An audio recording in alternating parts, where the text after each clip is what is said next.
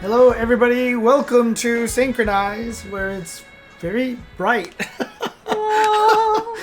I guess as we get closer to summer, it's going to be lighter at this time, so... but whatever excuses we're yeah, I mean, we had the time change, didn't we? So that's... whatever. Anyways. No, what it actually is that this weekend is City of the Wolves' first playable, so everything in the world is a little bit brighter. Okay, I see, right. Okay, so yeah, obviously the big news is City of the Wolves, EVO Japan this weekend. Yeah, I mean, it starts like literally tomorrow, right? Yeah, gonna be playable. And yeah, to Dimitri, I put him up, and he keeps falling. I don't know why the other ones on the older ones are staying fine, and this one can't stay up. Maybe it just means all the little wall hooks that they make these days are less quality. I don't know. Maybe they've peeled something on the paint so that it can't adhere properly. Maybe, I don't know, but it's annoying. Anyways. So yeah, EVO Japan starts basically tomorrow, because I think with the time zones that's actually tomorrow. And it's gonna have the first playable, so I mean we're just gonna get right into it. So SNK released a page detailing how the fuck the game works. Yeah, they released a bunch of stuff on the REV system, basically. I mean, I'm assuming that they know that they assume that we knew what some of the other things are, because they list a couple of things that I was confused by, because they mentioned ignition gear, red line gear, and hidden gear, and they didn't mention anything about those anywhere. Are you sure? I didn't see any. I see REV Arts, REV Blow, REV Guard, REV Meter, SPG, Tech. Go back. Okay. Do they have it in that one? No, it's not in that one. Okay. Anyways, those are the supers. Was the ignition? Right. That's what. I know they're shown on here. Yeah. I just don't see them anywhere. It's weird on this. I mean, worst page, case, you just look at the move list and it says ignition, blah blah blah blah. Okay. But yeah, obviously they put this whole guide out and have all this information on the REV system now, so... I mean, basically everything, because they also give you, the button layouts and how to play and all that. Right. They talk about the smart mode or whatever. They have the character move lists, and so we're just going to talk about all that shit. Okay. Because, some of them are also, kind of quick and dirty, so let's just, we can add a little more color to them. And this is our way of making up for not actually doing the deeper dive that we wanted to a couple weeks ago. Right, yeah, exactly, So this works. So yeah, here it is. Here's this crazy guide, and of course, what most people have actually mentioned already, I'm sure, is that there definitely seems to be very strong similarities to the drive system. Yeah. Even from Street Fighter 6's drive system, even the name REV system, right? I mean, it's like when all the tournaments kept trying to do evolution, and then there was revolution, and and devastation, and everybody was trying to do that. So we've got a REV gauge and a REV system, and you overheat instead of burnout. Yes, exactly. Yeah. But I've said before, one thing I really do like about the REV system by comparison is that it's a one big percentage bar rather than broken in chunks, which means that you can have a lot more odd numbered things. So I just like that. It adds it by not putting it in chunks. It gives you a lot more freedom to fuck with the system, and I personally like that. Yeah, I mean, it's one of those UI questions, right? You get accuracy, but you also do not get glance. Right? I mean, that's one of the nice things about having chunks, is that you glance and you see 3 boxes, I know I can do this. That's fair. I think... Well, also, I do think that there is one thing, and most of the time that doesn't really matter because they don't count overflow. If you have 5%, you basically have 20%. Right. And so that applies to both. Right. So, I mean, honestly, best way to do it is to have both. But the thing is, in the gauge, they could put little colored pies in the gauge, right? So I think that would work. Reminds me, I'm gonna look up something, but because one of the things is that you can, and we've seen for sure, you can have moves that cost 18% of your REV gauge. Right. And I'll get to that more later. So in other words, different moves have different value, costs, and different stuff situations. Okay. And I'll get to it. So I'm gonna look up my tweets about it. So when we get there, I can actually talk about it. Okay. So let's just go ahead and let's get started. So obviously the REV system here is basically the drive system. Everything kind of revolves around this. REV Arts, REV Accel, REV Blows, etc., etc. Even the Just Defends now, because they're going to reduce the REV gauge so that you can lower your heat level, basically. They recover gauge. Yes, they recover a gauge. And so because also just blocking does beat up your gauge. Right, exactly. So I mean, it's going to be similar to the parry system, the drive parry system, right? So if you block normally, you lose the drive gauge. If you parry it, you gain drive gauge. Same kind of thing here, except Just Defend is going to be a little more difficult, I think, if depending on the window timing for Just Defend. That's one of the big questions, and again, I think once we get to Just Defend, we'll talk about it more. Oh, it still recovers. Oh, it health. recovers health. Yeah, it still does. Definitely recovers health. So it does a lot of things. We'll get to there. We'll get to there in a second because they talk about it. So again, obviously. We're going to start with the REV Blows over here. Should I just play these videos that they have on the site as well? Yeah, we just use them as a little quickie demo. Oh, okay. Here we go. Found what I was looking for. REV Blow. Or it's top attack from Mark of the Wolves, except it's armored. Right. Now, did you have top attacks in the air? No. Right, so that's new then, basically. Yeah, so I mean, another way you can think of it's a lot like KOF's Jump CD. Right. But yeah, they're armored, they cost rev gauge, and you must be in SPG/top end. Right. We'll get to that in just a little bit, but SPG, you get to assign which third of your life bar is SPG, and so you have to be in that to have access to the REV Blows. No, this is not the guard cancel. It's literally, think of it like Street Fighter 6's Drive Impact. Right. It is just a move, you throw it out, and it happens to be armored. And it looks like it's just, you don't do it on block.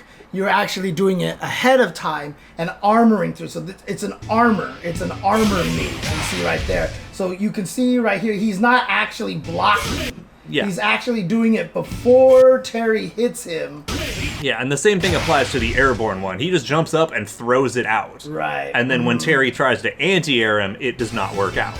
Right. See, there's the activation. He kicks him, and it goes right through. So it's armor. It's just basically armor. It's not even guard crush. It's just armor, basically. Yeah. We don't know how many hits of armor. A lot.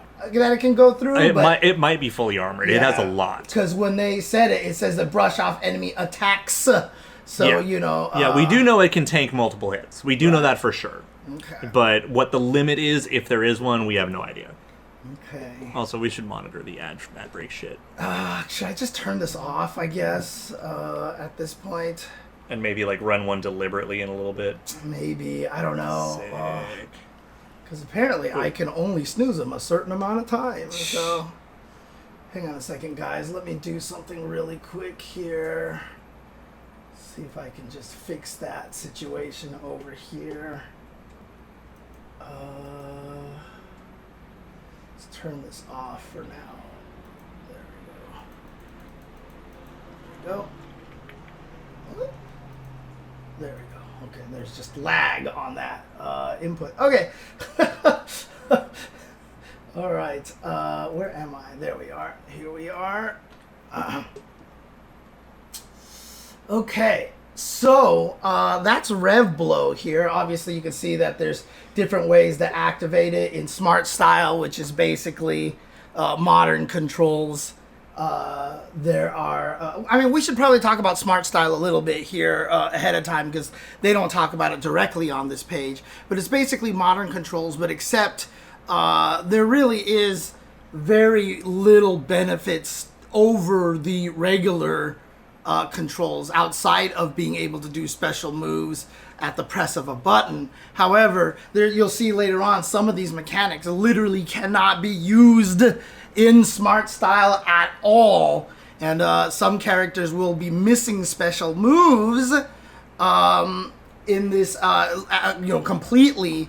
So their goal is not necessarily to make Smart Style an alternate way to play, but as a way to onboard people to trying to play the regular one. The gateway drug. Right. Yeah, triangle, circle. Yes, it's both heavies. Okay, both heavies. There you go. Yeah, so that's the goal. Their goal is to try to have it be an onboarding. Yeah, so I mean, we look back, I believe it was in Justin's video when he was looking at the B-roll. He said he was talking with the developers, and the idea is that this just gets you into it, and we'll see it later, but not every special move is available by the smart inputs or the easy mode inputs. You know, some characters, like, you still have to do the quarter circle if you want one of their moves. And so they can kind of, like, ease you into doing your own moves while you're not going to just get completely obliterated because you can't do any moves. Right. And then once you get used to those moves, then you can start transitioning into the more classic control style. It'll be interesting to see how that works, because obviously, I mean, is it the same 4 attack buttons in Smart Style? No.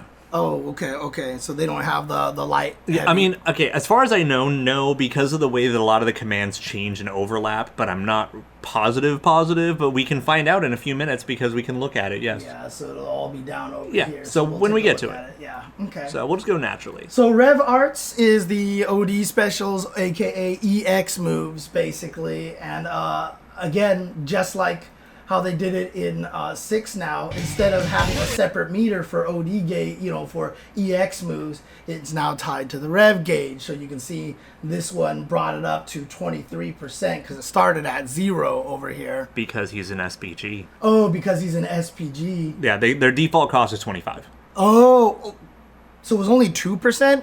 For beginning SPG. Oh, that's right. Okay, yeah. You know what I'm talking about, so we'll get to that in a moment. Okay. So there you go, right there. So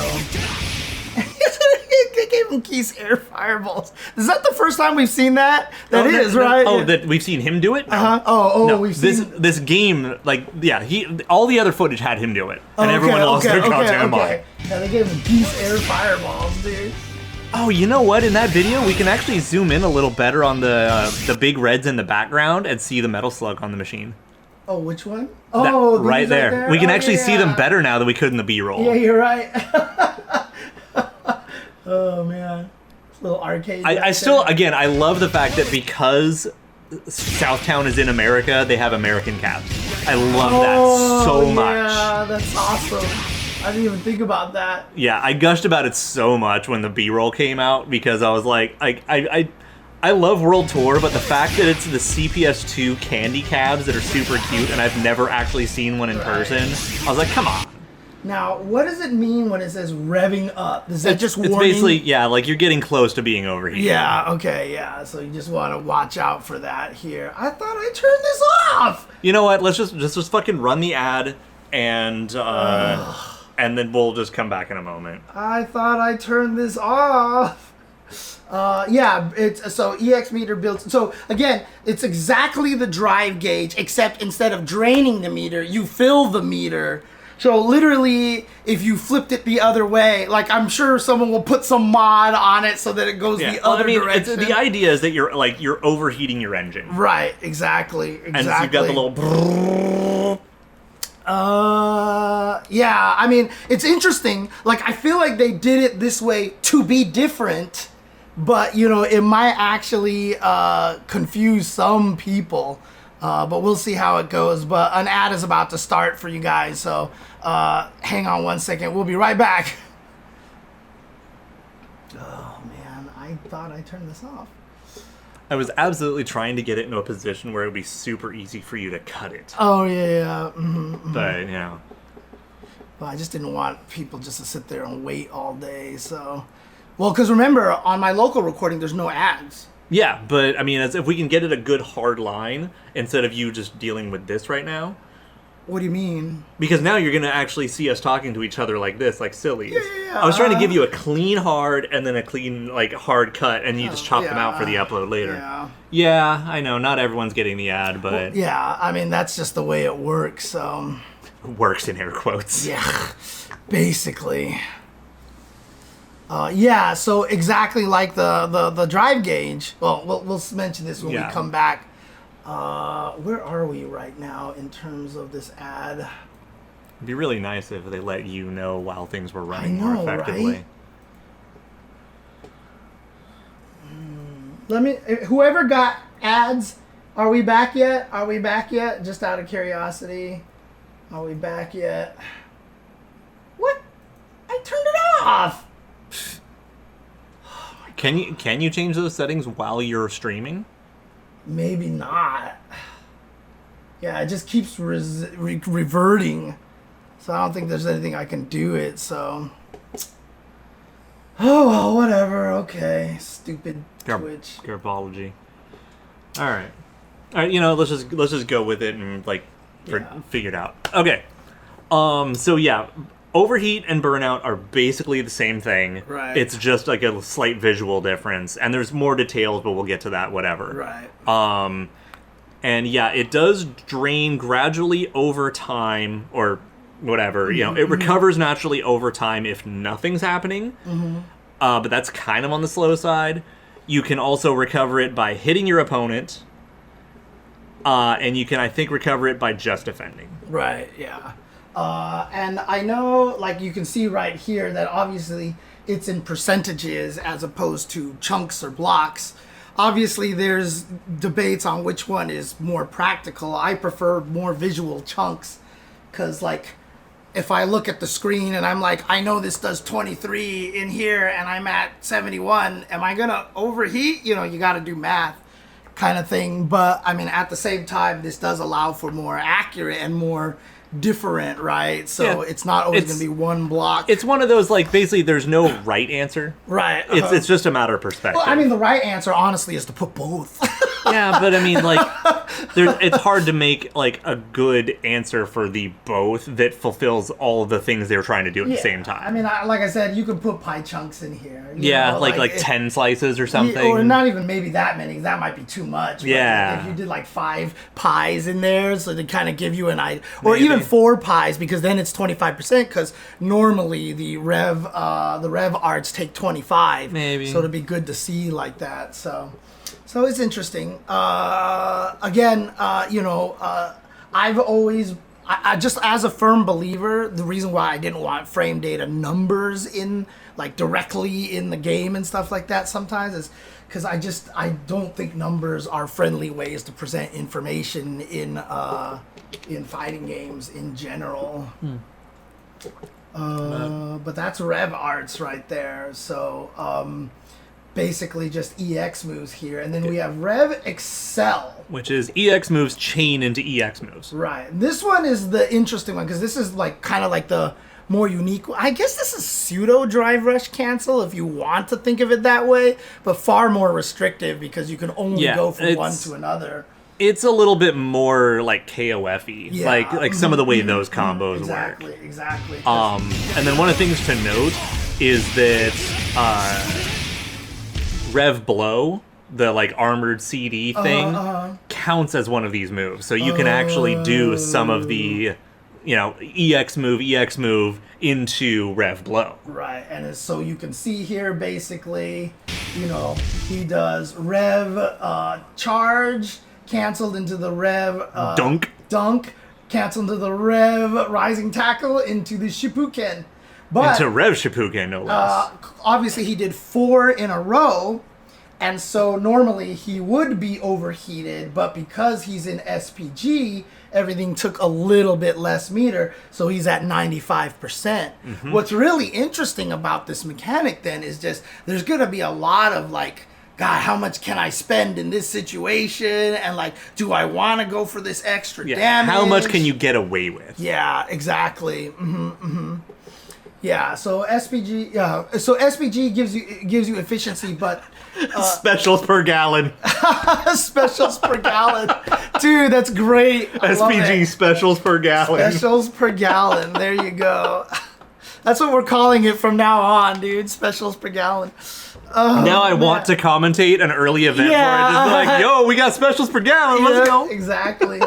And again, because they don't talk about it here on this page. But, SPG is originally what, top, you said it was, right? Yeah, it was the top end. Where you pick which third of your gauge it is. And so when your life bar is in SPG, your REV Arts cost less, you do a little more damage, And was there any other benefits? You have access to REV blows. You have access to REV blows, and then I need to double check because in Mark of the Wolves, you also slowly healed while you're in it. And I'm not positive that's still the case. Okay. So, what that means, though, is that in the original Mark of the Wolves, according to what you told me earlier, is that all 3/3 behaved exactly the same. It's just when you wanted it. Yes. But in this game, the later it is in your life bar, the better... The more potent everything is. The better specials per gallon that you get. Increased mileage, yes. You get increased mileage. You get increased damage, etc., etc. Now, what's the logic then of not wanting to put it at the end all the time, right? Basically, it's depending on who your matchup is. Mm-hmm. For instance, like, if you put it at the end and you're fighting T-Zoc, he might hit you with 1 SPD and skip the whole third. Right. And so if you put it in the front, you always get to have it, basically. And so one of the things is that you can do... and we're talking about mechanics. What? As it's all, like, engine work. Oh, yeah, that's true. That's true. My God. Shit, yeah. The thing is also, like, let's say you're a zoner. And you're more likely to get your damage before they ever get you. Yeah. You may want to have, like, the early lead. Right. Honestly, in the grand scheme of things, we're probably going to see a lot more of just putting it in the center of the life gauge. Right. Because then you kind of the best of both worlds. I mean, I know you're not a Garo expert. If anybody in the chat is a Garo expert, what was the general strategy in Garo? It varied by character and varied by player. Okay. So it had the variety enough to be useful in all different directions then. Okay, so now this is the thing I brought up. Oh shit, damn it. Okay, so normally all your REV Arts cost 25. Mm-hmm. If you are at round start for your SPG, it goes down to 23. Which technically is actually 22.5 rounded. Because they're by percent math. It's 90% of the cost. Okay. If you have the SPG in the middle of your health bar, it drops it down to 20 per rev move. Uh-huh. And then if you have it at the very end of your health bar, it takes it down to 19. Which is 18.75 math because it's 75% cost. So it's not that much better than the middle. That still would give you one extra one comparatively. Right, yeah. Mm-hmm, like, because it depends on how apeshit the high-end combos will get. Right, exactly. Okay.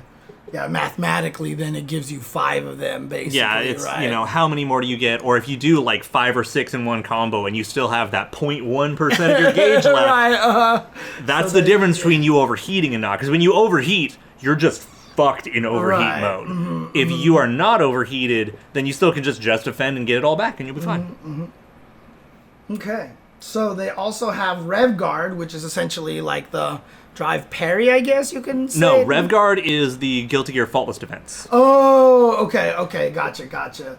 Oh, yeah, so this one creates more pushback. It's a bubble. Yeah, so you can see here. Yeah, it's a bubble shield. Yeah, and it creates more pushback on the moves. You can see without it, and now you see Terry has it activated here. And so now that chain combo misses. Yeah, and it looks like Terry doesn't go as far back and Rock's the one who's pushed away. Yeah. Like, he's more stable.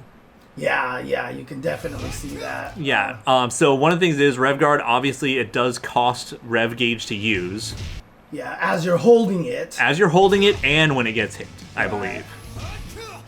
Oh no, maybe it doesn't as much. No, it does. It splits them a little bit. Because Terry didn't get pushed back nearly as far. Because you can see right here. You see how far he went back? Yeah. And then yeah, because Rock's on the didn't offensive. move back at all. And now this one, Rock actually slides back. Yeah, because that's the thing. Like, if you compare this to Street Fighter 6, when you're holding the drive parry, all you just see is. Well, remember, it's more of a nebulous percentage based. I mean, same thing works with drive parry. You drain the little by little as you hold it.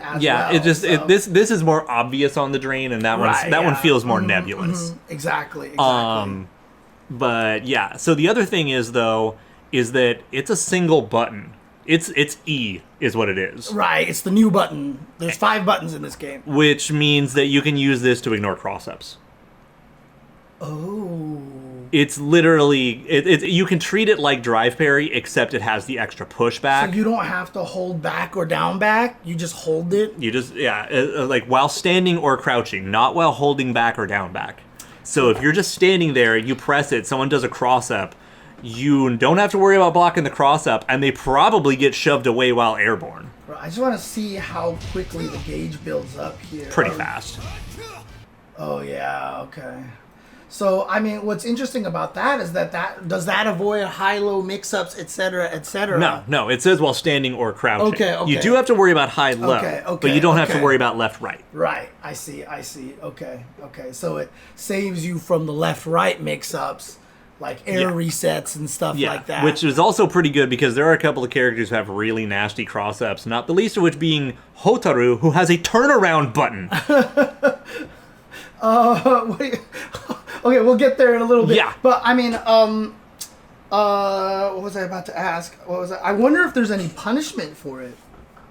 Like, if you're are you worse on block because of it or something like that? Or if you're holding REV Guard and you do get thrown, is it like a punish counter kind of thing? And it's a great question. You know, we don't know that yet. I mean, we could probably just go back and look at Justin's footage, like his copy of the B-roll, because he has the most complete version of the B-roll. Okay. And see if there's any highlights we could pick out from it. Yeah. Because I mean, that would be interesting. I mean, without the left-right mix-ups. But even then, having said that, though, every game with the block button, people get left-right mixed up all the time because people just forget to use the block button. Yeah, because you also just don't want to just like sit on it, right? You know? Also, I mean, as an Adamus Wave enjoyer, I'm used to the E button being offensive and not defensive, so it's kind of weird. And we'll get to, there's another thing about holding this button that's going to have its own interesting ramifications. Okay. Yeah, we don't know about the recovery frames. Like if you empty REV Guard and they don't hit you, is it like drive parry? Do you have a commitment to it where you can't do anything for a little while? It looks like there might be, but it's really short. Okay. That's what it appears to be. It doesn't seem to get you as stuck as the drive parries do, then, basically. It doesn't appear to be, but I can't swear to it. And again, we still got like almost a year until it comes out, so that may change. Yep, exactly. And so here they talk about the entire REV meter itself. So these are the four main REV mechanics here. REV Blow, again, limitations can only be done when you're in specials per gallon mode here. REV Arts, which is the EX, which costs naturally 25%. REV Accel, which is just, you get to chain them, you get to do cool combos, but it just builds up your meter really fast, so you have to be careful. And then REV Guard is just like the green blocking in Guilty Gear. It's faultless defense. Original Guilty Gear. Old Guilty Gear faultless defense / drive parry. So do different characters have different SPG rates? We don't know. Not yet. They do not. Okay. And so here they talk about the REV meter over here. So REV actions build up the REV meter on use. When the meter overheats, they become unavailable. Again, just like drive gauge, right? As soon as you lose that, you lose everything that's involved with the word drive. So in this one, you lose everything that's involved with the word REV. Even the REV blows, right? Right. The REV meter recovers over time when you land attacks and so on. They did say, I think it recovers when you walk forward and scroll down. Oh yeah, there we go. REV meter recovery methods: wait it out, walk or dash towards your foe, select successfully land an attack, or successfully just defend or hyper defend. Yep. And so when you do become overheated, building up the actions are the REV actions, regular blocking, so it's like a guard meter. And then when the REV maxes out, it'll enter overheat status. So it's like a pre-guard meter. Right. Because this game actually has a guard meter that only applies when you're overheated. Right. So instead of just getting burned out and being like, well, shit, like they actually put one extra layer on top of that. Basically now you just don't have access to this stuff, but now your guard meter starts to drain as you block. Yeah, and then here we go. Your guard gauge, small meter beneath your health gauge, will deplete when you block your opponent's attacks. When the guard gauge hits 0, you'll enter guard crush state and take longer to recover from hits. This is the one that I need to see in action. Because that sounds like you are going to open up new combos that didn't exist because you're going to be way more plus on hit if the opponent's guard crushed. Right. Is it going to be like super plus on hit? Is it going to be on hit and block? Is it going to be only hit? Is it going to be silly enough that I can get guard crush infinites? Right, exactly. I'm kind of like, because this is the biggest question that we don't have an answer to because it's not in the B-roll. Nobody actually had a good answer for what it did on anyone who did get to play it at SWC. So this is one of the things I'm looking forward to the most out of this weekend is someone testing what happens. Right. Now, one of the cool things about this, though, is that, I mean, for as far as I can tell, you can still just defend while you're in overheat. Yes. So, in other words, yes, you're weaker, but you still have at least a skill-based defense. Yes. Yeah, you're not out. You're not out. Right. You're not down and out. You're just in a bad time. Hey, thank you for the raid, Hey! Fatality Falcon. My question, though, is that I really want Fatality Falcon to actually have, like, the Mortal Kombat Fatality, and then you hear a Falcon screech across the screen. Yeah, exactly. I'm curious, though, but when you're in guard break state, does that mean you're like now super burned out and you can't just defend, or is it just a pow and then you get a combo with longer? You know, that's the thing. There's so many unanswered questions in this section over here, so I'm not sure how this is works. one we need. Like, we not only do we need footage, but like this needs like a half an hour in the lab alone. Because they never actually showed any guard crush states in the no, they played footage. coy with it. That's the thing, because they had one situation where Rock does this crazy string and is this close to guard crushing, and then goes for a throw. And I'm like, on one hand, mechanically, that's the right answer. On the other hand, come on. Right. Oh, man. You thought it sounded cool? That is the same story as Ultra David. So, you know, we're all there. We're all with you. It's all good. Dude, man, I literally had, like, a handle with the word 0 in it in the 90s. Like, come on. But, yeah, Rev. You know, the Southtown punish. Oh, man. So, yeah. So, it's going to be very similar. Now, obviously, the most interesting part to me is going to be how often all these things happen. So when I first heard about the drive gauge in Street Fighter, I was like, this is an interesting system, and burnout sounds terrible, but is the game going to be designed in a way that burnout's going to be really rare to happen? And it turns out that I feel like they balanced it really well, because you'll find a lot of rounds where it doesn't happen, but then there's a lot of rounds where it does happen. And so they found this kind of really nice middle ground. Now, obviously, there's no correct answer. It just depends on what the devs want. Do they want a lot of overheats? Do they not want a lot of overheats? Well, so this leads me to my biggest point that I've felt about this game since it was revealed, and seeing this page does nothing to change my opinion. I think Just Defend might be too strong. I feel like Just Defend is because of the likelihood of you overheating yourself or how fucked you are if you block too much. You have to Just Defend. Right. And I think Just Defend might be weighted too much into necessity.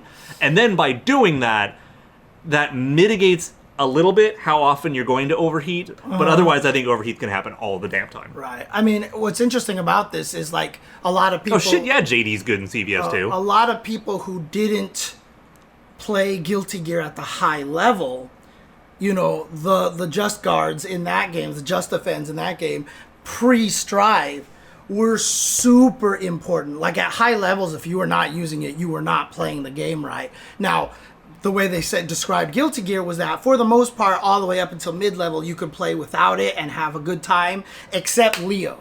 Leo kind of forced you into doing it, because if you did it mid-level, Leo's just destroyed you in Exert. But at higher levels, you have to do it, otherwise it's basically, you know... So, in Guilty Gear... Think of it this way. In all fighting games these days, hit stun, block stun, different values. Block stun shorter than hit stun. Guilty Gear Exert and an XX, hit stun, block stun, same value. But if you just defend it, you lower the block stun. And so that's... Didn't it also shift the pushback a little bit? No. In Double X? That was only the only FD, okay. Only FD.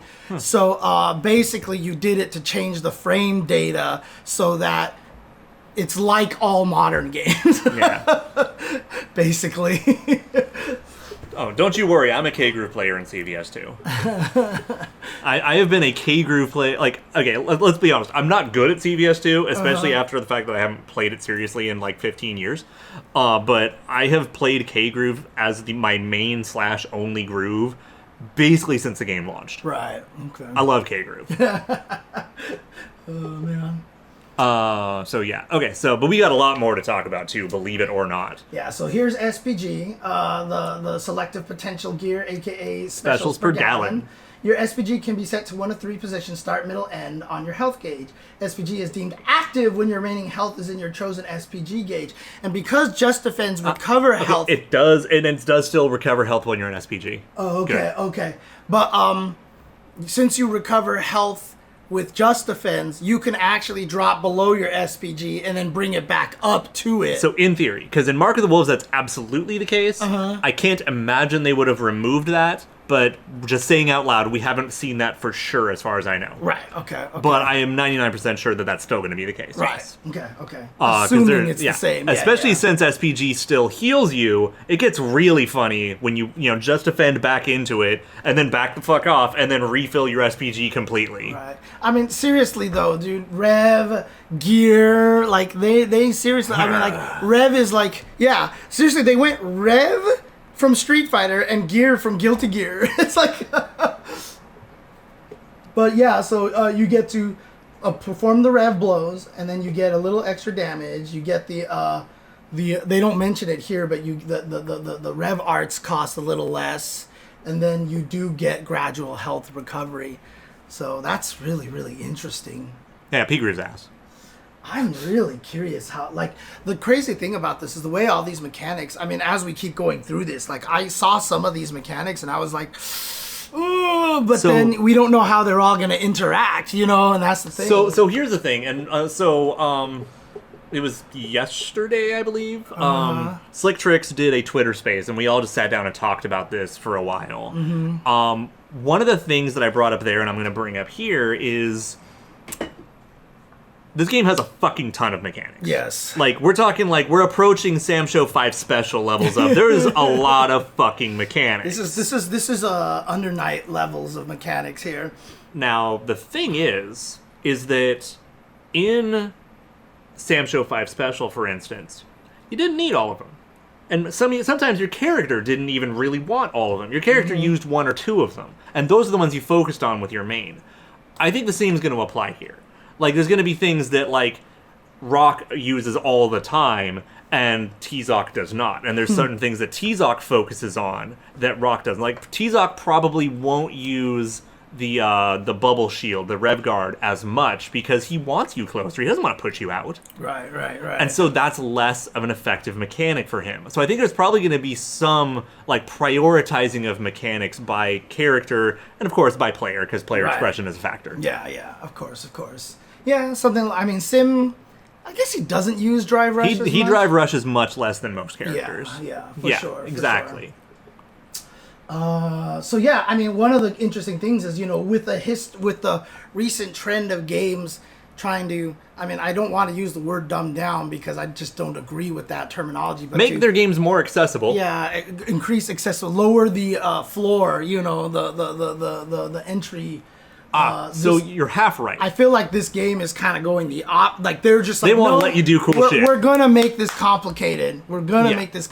And so Zuma, you're half right. Is that he won't use REV Accel as often because he doesn't have as many moves that interconnect with each other. But he does have them, so it's more like he's gonna do the same combo 2 or 3 times rather than one gigantic combo. Right. And we've seen some of that. And you never know too. I mean, we don't know yet. But he might have a good special move that he can, like, causes enough hit stun, like, short enough hit stun that maybe he can late cancel it into an SPD. Well, and then there's the fact that a lot of these moves, when they counter hit, have, like, launches and ground bounces and stuff. So maybe, like, T-Zoc's Rev Olympus Over, the giant flying elbow. If that ground bounce is on counter hit, you can confirm that into like EX air throw. Right, or something like that. Which sounds fucking awesome. I really hope you can do that. Yeah, I mean, it's just also going to be. We also don't know if you can do this on whiff or not.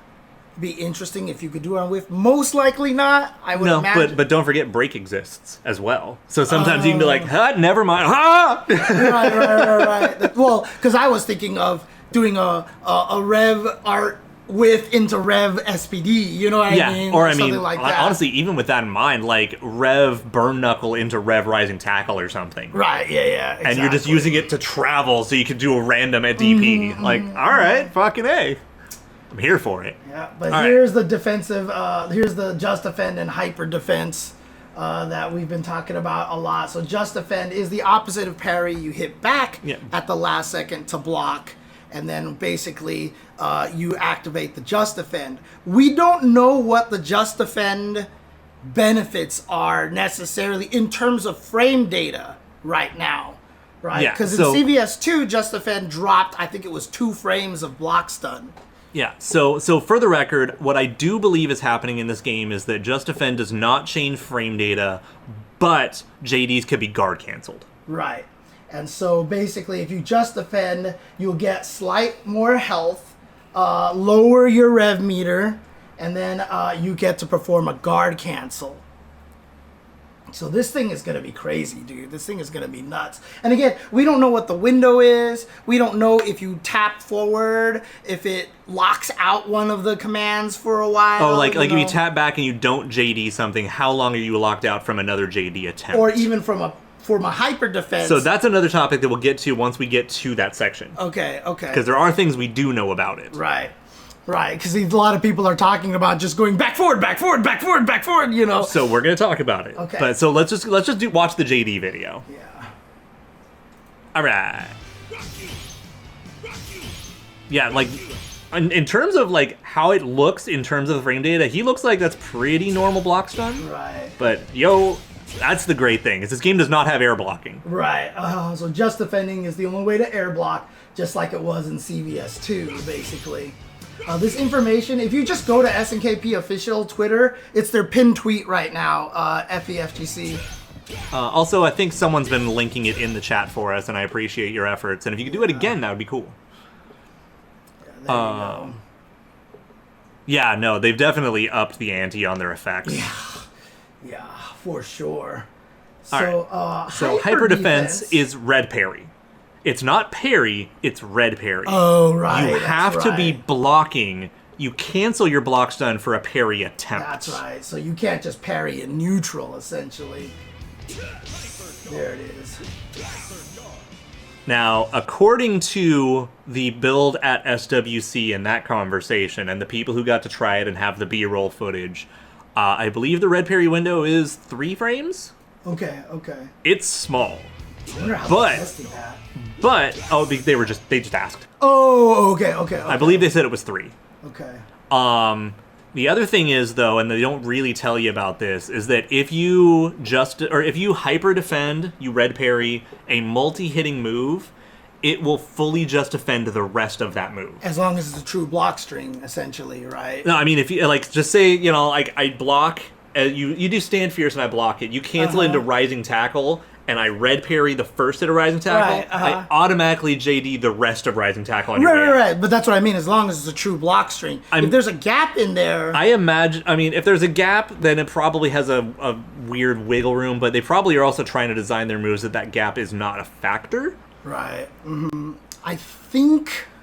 I mean, honestly, I feel like if there's a gap in there, it probably won't do it for you automatically, so... but like you said, how often is that going to happen? We don't know yet, right? Are there going to be a lot of strings that have gaps in the middle? Or weird hitboxes that can allow it. Right, exactly. Yeah. So, but again, the benefits are exactly like Just Defend. Yeah. But basically, these are good. I mean, the nice thing about... So, the other question that I have, though, is that obviously this sounds really powerful, right? So, for example, if I block the first hit of a special move that hits multiple times, is it like red parry that if I hit forward and miss, you get hit. You do get hit. So that's the other great thing about it. And Okay, Justin pointed this out, okay. is that if you attempt to hyper defend and you fail, you do cancel your guard and eat shit. Okay, so it is just like Red. That's what I was worried about. Okay, good.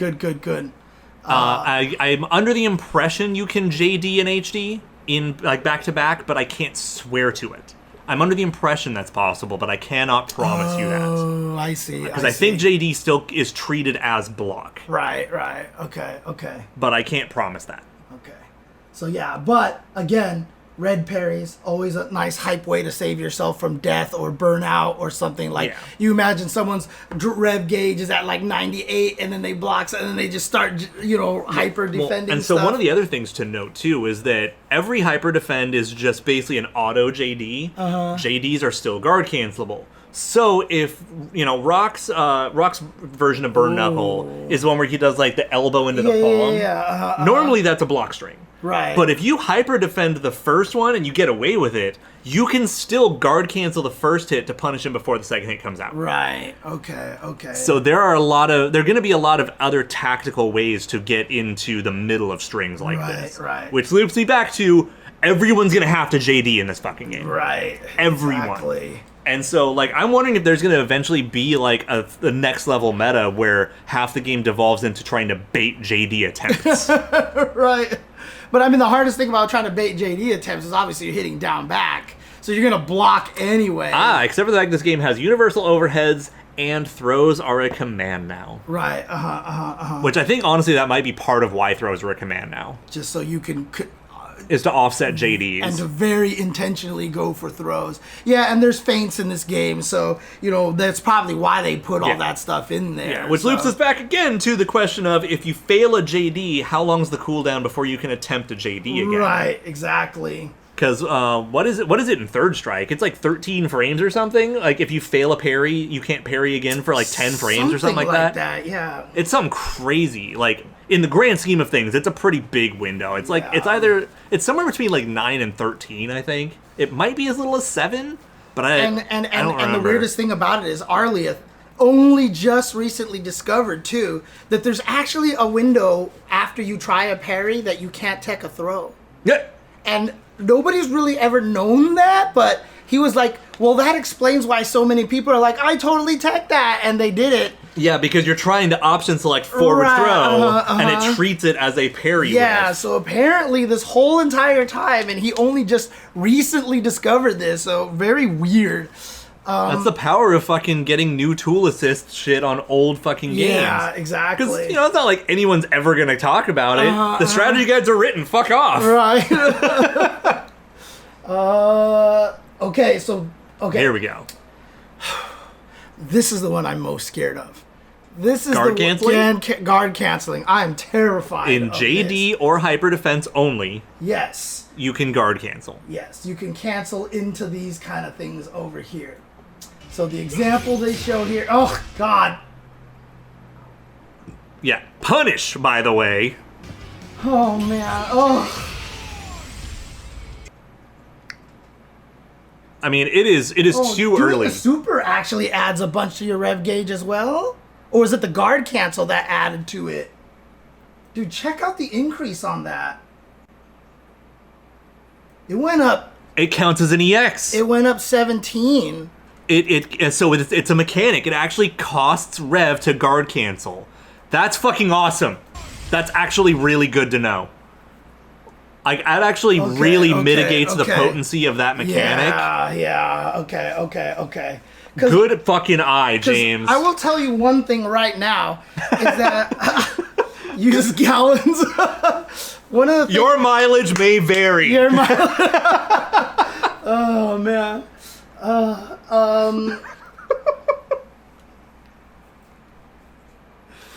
I already hate perfect pairing jump-ins. Yeah, but JDs are traditionally pretty lenient. Really hate it. JDs are traditionally pretty lenient. Right, and that's the thing that I'm scared of, is that jumps are going to be tough. Because what's going to stop someone? How do you bait a just defend when you jump? The same way you do in Third Strike. You vary the timing of your button. Right, but is it? Oh, I want to know how big the window is, and like I said, I just feel like that this is really, really strong. Oh yeah, for sure. I love their ink printing comic effects. Yeah. They're so fucking top notch. Yeah, I mean, you can empty jump for sure, but again, like, it's just one of those situations where you finally get in on somebody, and then they do this. And well, that's also why they show Rock doing the air top attack. Yeah. The Rev Blow. Thank you. Yeah. Rev Blow. Yeah, the air Rev Blow, because he has like kind of the bunny hop on top of it. Yeah. So if you wanted to just defend it, he's still falling on you. I wonder how many people, and I wonder if you could actually option select, like try to just defend if the window is big enough for that, right? Now the other thing about this too is that thinking about this from the defender's point of view, because guard cancels cost, you better get a knockdown on what you cancel into. Yeah. But, I mean, it's just, man, like, it's hard to jump in on people. We have no idea what the starting roster is going to be. We can't even begin to guess on that one. Right, and then the other thing, too, is that in Street Fighter, when I got perfect parried out of the air, even if they combo me, at least that thing is scaled to shit, right? Like, I'm terrified because he just did this into a super, right? I mean, that looks like full damage. That's a good chunk of damage there. So, and then also, so it's 17, but he's in SPG, so it's probably 20 base. Right. Yeah. So I don't. And I mean, just at any point in time, like, I'm wondering how much this adds to kind of like that randomness to it, because like now it's just gonna be scary to hit buttons at any given time. Outside of the fact that they build up the rev gauge, right? But people do have some pretty big buttons, so you might be able to do like a spaced neutral jump D. They just defend, guard canceled, raging storm, and whiff. Right. That's the stuff. Or maybe you have the ability to poke from far away enough, or maybe they design it so that medium attacks, they'll recover fast enough that you can still just defend yourself or something like that. But like I said, I'm really, really worried about this mechanic here. This is the one that scares me the most. Finding out it costs doesn't scare me anymore. I think we're fine. I think this is really going to be very interesting.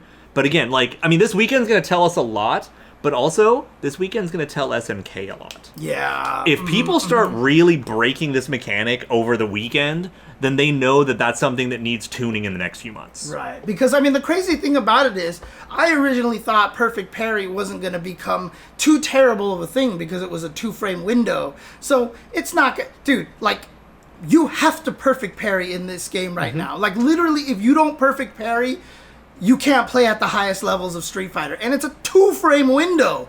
So, if this thing is, like, let's say... It's somewhere between 4 and 7. Just 4 and 7? Is that it for just defend? It should be like at no bigger than 7 frames for the window of the JD, but I don't think it's any smaller than 4. Okay. I imagine honestly it'll probably be smaller than what Samurai Showdown's was, because Samurai Showdown's JDs were actually brain dead. Right. Okay. But also Samurai Showdown was a different paced game, so it may not like there's a trade-off there. No, this is the one that I'm worried about. Honestly, this is. I mean, I'm more concerned about JD to begin with. This is like a ramification of that. I mean, let's just put it this way. I've been a disliker of perfect parries since the beginning. Oh, I know. It has to be something that's in the game, unfortunately, because the game, like... The game has to be retooled in order to remove perfect parries. Right, or to make perfect parries not as... Yeah. good as they are right now. Oh no, so. Geese is fully dead. Like, if Geese is in the game, he's gonna be Nightmare Geese. He's dead. So this is, remember, keep in mind, this is a different timeline. Fatal Fury and KOF have their own timelines, and in Fatal Fury, Geese is dead. He's dead to dead. Geese is dead. Yeah, if they actually say he's not dead again somehow, I'm going to be really upset. Yeah, I will be furious. I love Geese Howard. He's like one of my favorite fucking characters. He needs to stay dead in the Fatal Fury timeline. Like, Robo Geese, let's go. Like I love KOF 15 being the canonical dream match. But I've always respected KOF for death having meaning. Right. You know, people love CYS, but them actually being dead carried weight. When they started bringing back Vice and Mature, I was kind of pissed. I was like, they're dead. They've been dead for years. You know what the funniest thing? Oh, I will absolutely say Furious. Dude, you know what I just thought of, actually? Because we were talking about Robo-Geese. Robo-Kai had the REV system first. He did overheat. He overheated, like literally, he did. So there you go. Robo-Kai was the first Fatal Fury City of the Wolves character. Put Robo-Kai as a guest character in this game. That is now officially the crossover guest character. Yeah, exactly. Put Robo-Kai in the game. Especially because like he fucking T-poses like like yeah. That'd be amazing, dude. But yeah, no, Robo-Kai is legitimately like top 5 Guilty Gear characters for me. Oh, nice. I fucking love Robo-Kai. Yeah, I mean the coolest thing about it was, he was kind of like a joke, kind of minorly tweaked character, and then they just full blown. Yeah, Reload Robo-Kai is insane. Yeah. It doesn't matter. Like because of Ash's bullshit and Versus bullshit, Vice and Mature can be alive for all I care now. But in the story they were still dead though. For some reason. Yeah, they didn't get brought back for some reason, so. I mean, the thing is that their ghosts are stubborn enough bitches that they're just like, nah, we're having way more fun haunting him than actually being around him. Anyways, breaking. This is a Mark of the Wolves mechanic outright. Yeah, this is the Feints right here. I can't believe they let him have Feint Burn Knuckle. And this applies to both of them, by the way. That's in some of the B-roll footage, right? I think it pops up once. But yeah, I can't believe they let Rock have it too. I can't believe that you can do it on whiff. That's crazy, dude. So in Mark of the Wolves, most of the characters that have at least a decent one can do it on whiff. Right. Even the bad ones you can do on whiff sometimes. Right. So if you have a move with enough hit stun, you could definitely do one of those fierce whiff cancel. But you don't even need to. You don't need to because you have the feint moves. Oh, that's right. Now there's feints as well. But yeah, this is more for like traveling because it also we don't know how long he can delay the break. Yeah, because he's just like ha ha ha, and looking like fucking Yamazaki faking his whip arm. Yeah, I was about to say that too, Stanley Cup. The feints don't do anything to the rev gauge. Good, and they shouldn't. So. I mean, they're not hitting. Why would it? But yeah, so I mean those are going to be some of the things that we're going to see that might hurt the just defending, right? So that, and then especially the feints. But it says you can cancel, i.e. break the animation for certain special moves. Yes.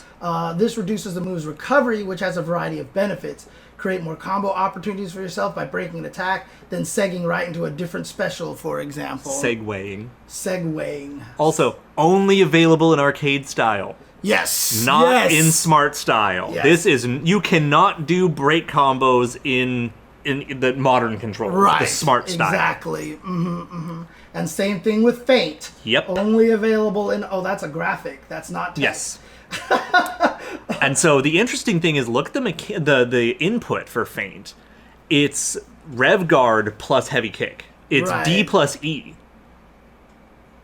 And so you don't get to control what move it is then. No, you absolutely do. It's neutral, forward, or down plus those two. Oh, okay. I see. Weird. Oh, this is going to be so weird. But yeah, check this out. This one's crazy. So this is going to be their way for you to kill Just Defends. I love the fact they gave him Feint Rage Run. I think that's... Yeah, look at that. Yeah, Feint Reppuken, run up. So these are... I wonder if you can do feint attacks in the air. They don't say it. Probably not. Traditionally, no. I mean, it would be funny, though. It would be awesome, because then you could... That would be a way to beat the Just Defense. The anti-air Just Defense is to do feints in the air, right? So... Smart cars. I love smart cars, in all fairness. Those little things are rad. Oh, man. But yeah, so, I mean, it seems like to me that feints and break... Because feints are new, right? Or have they always had... They've been around for a while. Oh, they have? They're in the real bouts. Oh, okay. So people had fake special moves before. Yeah, this predates Mark of the Wolves. Okay. Now, throws will not be one frame. Yeah.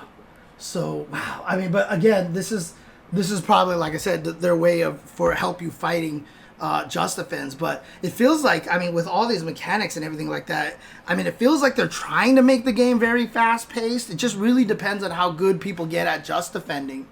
You know what I mean? Because if people just get good at just defending everything, that's going to slow the pace of the game way down, right? So I mean, maybe not with the guard cancel. It's like if you just defend guard cancel, and then you start applying pressure, then you get just defended guard cancel, and then it starts fucking getting all teeter-tottery. Well, that's what I mean, is that no one's going to be hit. Everyone's going to be scared to hit buttons, is what I'm saying. Yeah. Is that people are going to be like, oh God, you know, and so it'll be and again, this interesting. leads me back to the conversation earlier. I think Tzok might be good because he's going to actually kind of circumvent this type of the meta. Right. He's going to blow up just defends and stuff. You know, I'm going to just defend this attack. Yeah. I mean, But also, SNK's never been scared of making grapplers good, so... Right. Well, most of their grapplers have always been hybrid grapplers, right? So, you know, they always gave... Daimon exists. Well, Daimon, yeah, okay. But, I mean, even in 15, like King of Dinosaurs... Clark and Shermie are good. Yeah, but see, Shermie always feels like a hybrid to me. Shermie has always felt like a hybrid to me. I mean, I'm not going to say you're wrong. Right. Clark, I can say, yeah, is more true grappler. Yeah, poke, poke, poke, sweep, poke, grab. Yeah, exactly. So, I mean, again, Iori is as much a grappler as half the other characters, I swear to God. So, it's a freaking throw. But now... Here's okay, this is nice. Yeah. This is what the screen does. We all know what this does. Right. But you know what? This brings you back to childhood of seeing the screenshots in my instruction manuals. So you know what? I'm fine. Or on the cabinet. Yeah. So I'm fine with this. Yeah. But then what is this? Gauge description. An actual PDF talking about what each of the gauges does and what it's for, which actually has better detail on SPG as well. Oh, cool. Yeah. So let's zoom in on that. All right. Yeah. Specials per gallon mode. Specials per gallon. Oh, that's so great. Specials per gallon. So your SPG can be set to one of three positions: start, middle, end. On your health gauge, SPG is deemed active when your remaining health is in your chosen SPG position. SPG provides the following effects when active. Your health gauge recovers gradually over time. So, in other words, if you get put right into SPG gauge, you'll actually recover yourself out of it then. Wrong. Or does it max out? You float at 100%. Oh, okay. And you stay there. Interesting. Okay. Yeah, this is the replacement for top. Yes. Your attacks become more powerful. Your power gauge builds up in larger increments, and your rev meter builds up in smaller increments. Yeah. Wait. Yeah. What? It build up as in things don't cost as much. Oh, right. I'm going backwards again. I know. Yeah. Okay. Yeah. Makes sense. Power gauges builds up in larger. Which one's the power gauge? Your supers. The stars on the top right. Oh. That's supers. Oh, right. Okay. The power gauge builds up when you land certain moves. You can stock up to 2 power gauges here. Yeah. Okay. Which used to be S power and P power. Right. So this is where they talk about ignition gear, red line gear, and Yeah. hidden gear. So ignition gear, this is the super. Red line gear is the one when you're about to die and you. No, it's 1 bar and 2 bar. Oh, okay. At the cost of 2 power gauges, and this is everybody has a hidden super. Everyone's right? hidden super, which I believe is 2 bars, and is only doable in SPG, but completely recovers your rev gauge when you do it. Oh, weird. Interesting. Okay. Set your SPG further down the health gauge to increase the benefits of the shown effects. Yeah. Or of the above effects. Yeah. Okay. I forgot. It also you build super faster when you're in specials per gallon. I forgot about that. What the fuck is going on? How do I quit out of this dumb thing?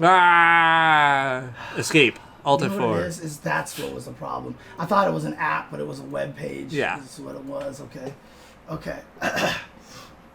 So here's the list of the Let's definitely open both of these. Yeah. Because the basic controls in arcade, your general button layout, what people are going to look at when they arrive at EVO Japan. Right. So here we go. This is the arcade style here, and then this is the smart style. Yeah, we can just here. look at them one after the other. Right. Okay. So one of the things that they didn't really mention before is, yes, this game has hop. Oh, okay. So this has hop, but it doesn't have hyper hops. Don't think so, but it's kind of like weird. Once per set, I believe, is hidden gear. I can't swear to it. I believe it's once per set. Okay. But again, it's we don't need more of the links of each individual page. Just the one main page is fine. But anyways, there is a running hop of some kind, and I don't know exactly what the details on that come down to. But this game has KOF hop. Might just be hopping out of run, or something. Yeah, but like that. we don't know if that becomes hyper hop like KOF or not. But there's a shortcut for hop 2, which is if you're holding REV Guard R1 and you jump, it automatically hops instead. Which is great because that loosens the barrier for newer players. We were talking about that in KOF about doing something like that. Now the downside is that this also means that if you're holding that button, you might get things you didn't mean to. Right, and you'll be draining it a little bit if you're holding it a little too early. Because look above the hop command. Holding the shield and pressing back is an auto backdash, and holding the shield and pressing forward is auto run. Smash Brothers! And now we've come full circle. But yeah, so if you're holding shield and you press forward, you go forward. Right. And if you hold back, you go back. So in other words, if you accidentally hit forward and then up, will you accidentally forward dash? But that also means that you can't try to do just defend and barrier at the same time. Yeah. Yeah, there's a lot of ramifications to this. So you're going to basically rely on one thing at a time. Like what I was talking about, using the REV Guard to ignore cross-ups. Right. If you instinctively try to block as well, you're probably going to fucking die for it. Right. Exactly. Now, this is one thing I'm going to nip in the bud right now. I hope somebody from SNK is listening at this very moment. Make sure that if I'm holding that shield and holding back, that I don't automatically backdash because I tapped it. But more importantly, if I'm doing that and someone jumps over me, it shouldn't autocorrect and count it as shield plus forward. Right, okay. So in other words, as long as you're holding the direction before you press the REV Guard, it shouldn't trigger anything I don't think it should. Right. But either way, if that occurs, whatever. But if someone jumps over me, it shouldn't count as a new forward press. Right, it shouldn't cross-cut the inputs like that. The button has to be pressed after you activate the REV Guard. Is just the best way to do it. And like you said, don't count it as a new press. Yeah. Because that I feel is like a bug that could very easily occur because that's a very easy oversight. So it looks like obviously the lights combination is what throw, right? I think that's going to be throw, and then this is the REV Blow, right? Which is the two heavy buttons simultaneously. Does that mean no? Triangle circle is both heavies. Oh, wait. So what's X? X and circle is the two kicks. Yes. Oh, this is two punches and two kicks. Also, no. R1 is shield. Square and triangle are punches. Oh, Jesus Christ. So I think that button is actually the dodge attacks. This is one of the reasons why I like playing things on a joystick, because I don't have to use any of them. This is the reason why Corey Bell, he remade this screen with A, B, C, D, E of KOF buttons. Because it makes it a lot easier to read. Right. But I mean, for me, I just hate using shortcuts because it gets me messed up. Yeah, so. I mean, honestly, say what anybody will, whatever. I would not have made my shortcuts like this to begin with. Yeah, Maybe a 2-punch 2-kick, sure. Why is 2-kick on L2 and then L1 is the R1 triangle shortcut, which as a pad player is actually one of the easiest ones to accomplish. Right, yeah. Where is there a 2-punch? Except for the fact that I don't think there is a 2-punch command.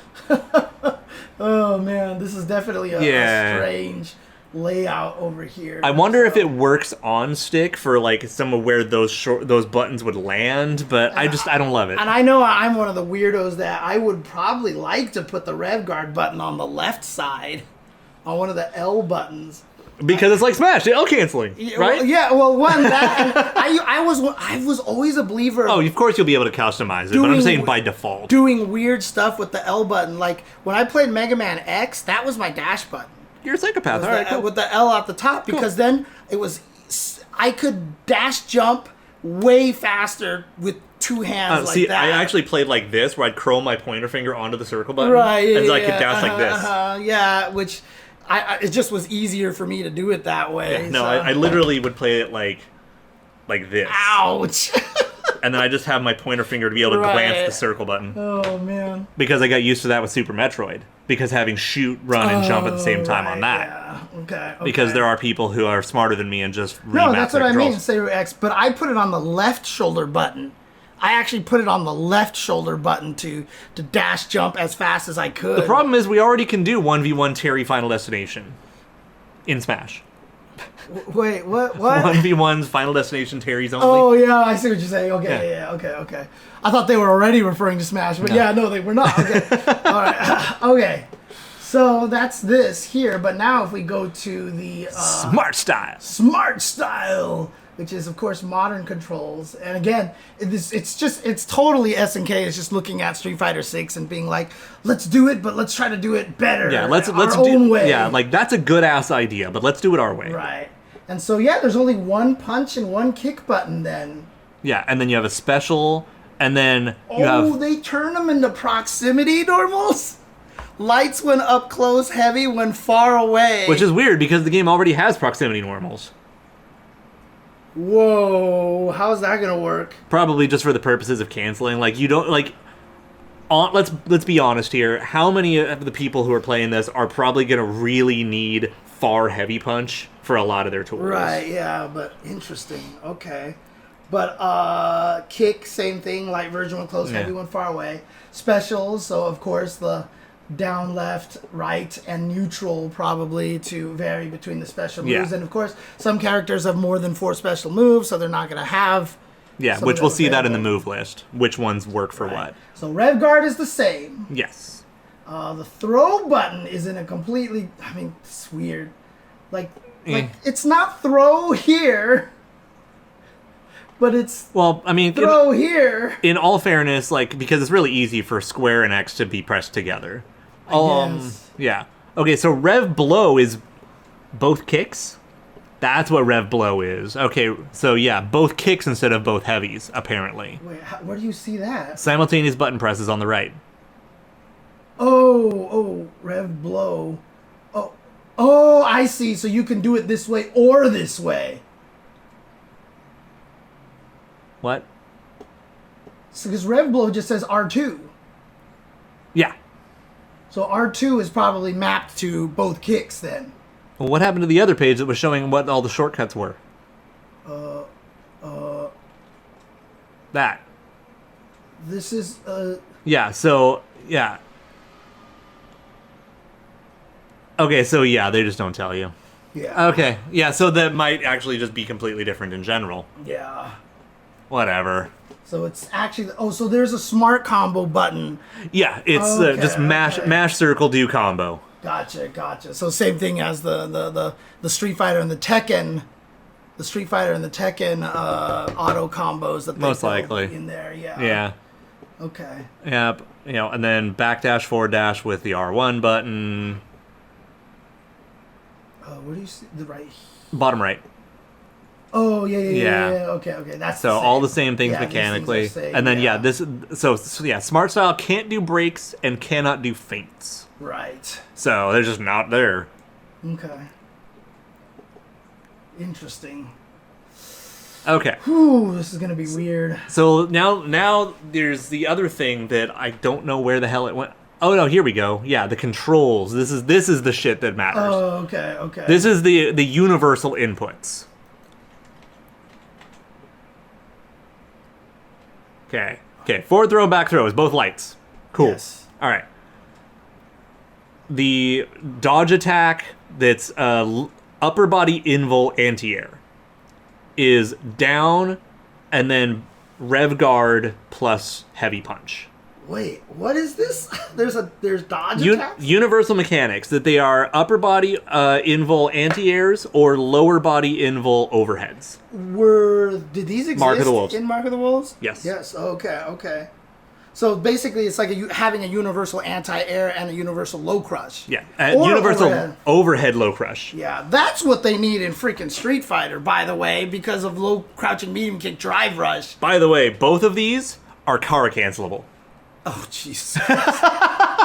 So wait, you can do whiff button into it? Yeah, and the thing is that a lot of the low crush overheads are airborne.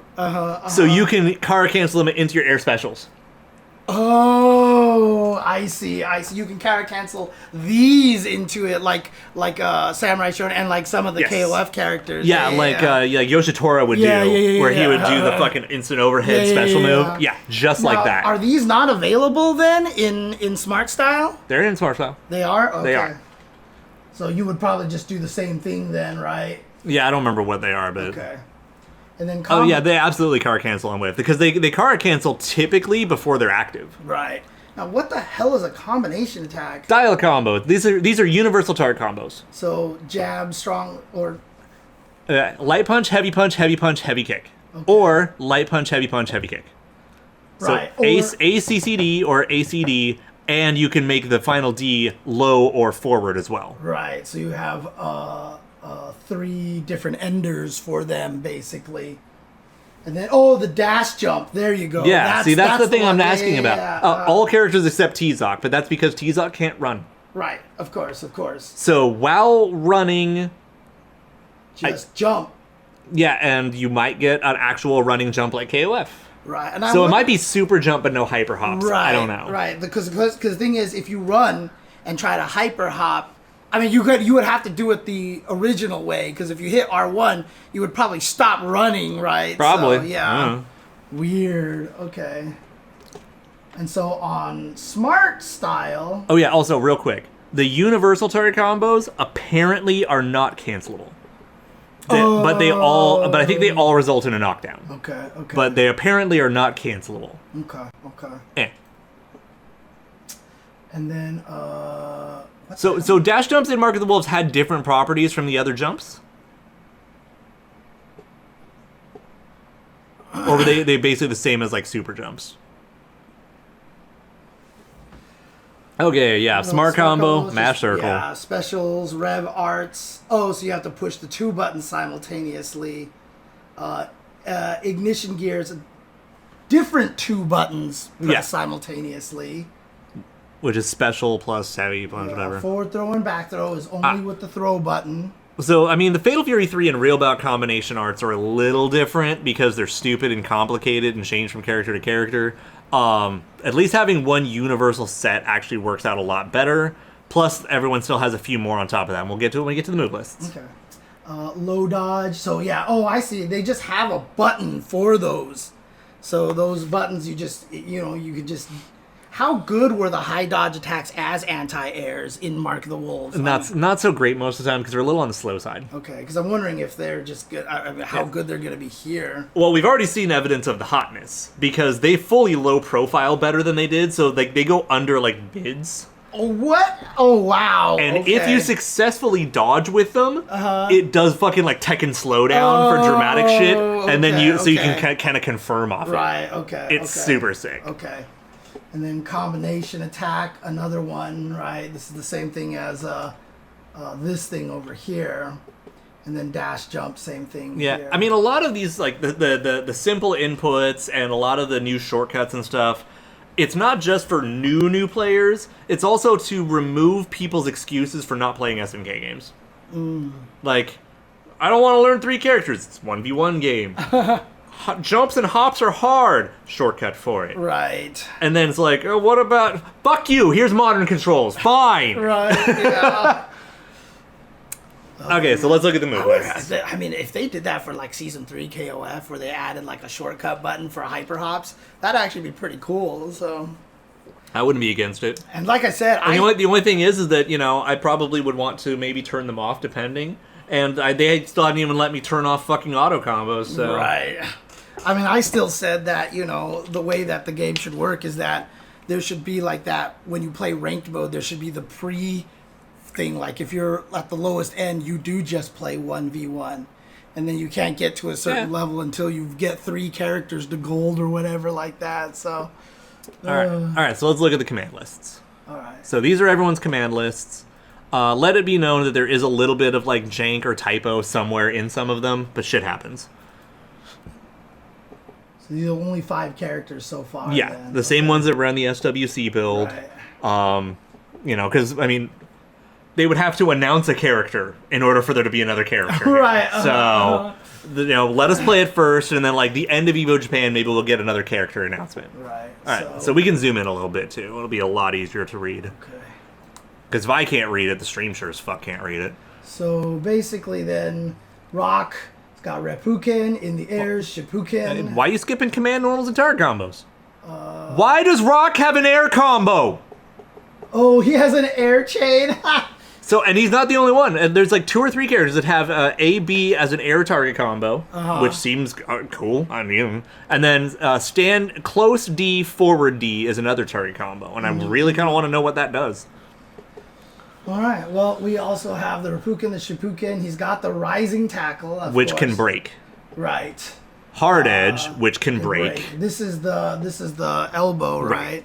Yeah. And then the crack counter, which is the counter that the geese counter that sucks. Does he have the high or low versions here? Should be. Yeah. Should be because he has the A and B version. Right. And then probably what'll happen is he'll have the EX from KOF where it's a launcher on hit. And then he has the run with 2 new follow-ups. Oh yeah, you're right. Oh, cut. So layup and cut are new. Okay. But it's probably like the mid version, and then cut should be the low because he now has rage run into a low. Oh jeez. Okay. And then we have Raging Storm. We don't know if it's cancelable or not. Shining. We have Knuckle. no idea. Yeah. And then they have Secret. Which I believe that one's the one that's like down forward, down back, forward back. Whoa. Is the command. Yeah, so all the secret supers are like SNK commands. Like, fuck you. The other one we've got, so we have, is that one, or is that one's like maybe like down to forward, back forward, and it's like Zenretskin or something. I don't know fucking. One of the other ones kind of like that, and then T-Zox is apparently a 1080. 1080, 3 full circles. Nice. Churn all that butter. Got some Yatagarasu going over here, dude. Oh, man. You know what other game had multiple fucking, buffered super inputs like that? Battle Fantasia. And Guilty Gear Strive, because, what's Battle Fantasia is the oldest game we've talked about. I know, but, I mean, because Gold Lewis had it, too. Gold Lewis had it. In this Typhoon. Yeah. All right, Terry target combo. Yeah. Stand C, forward D, which is a little more in the vein of some of the older target combos from Fatal Fury. But also, at least up to the second hit, that one's cancelable. How can you tell? Because I looked at the recommended combos below it. Oh, there are hidden secrets in here. I see. Because no one wants to look at recommended combos, so they think they're too smart for them. There's secrets in them hills. Okay. There you go. High kick, which I'm assuming is just where he kicks straight up, right? And then power wave, burning knuckle, which can be feinted. Braked. Braked. I'm saying braked because break is a hard line term. Yeah. So break-a-did.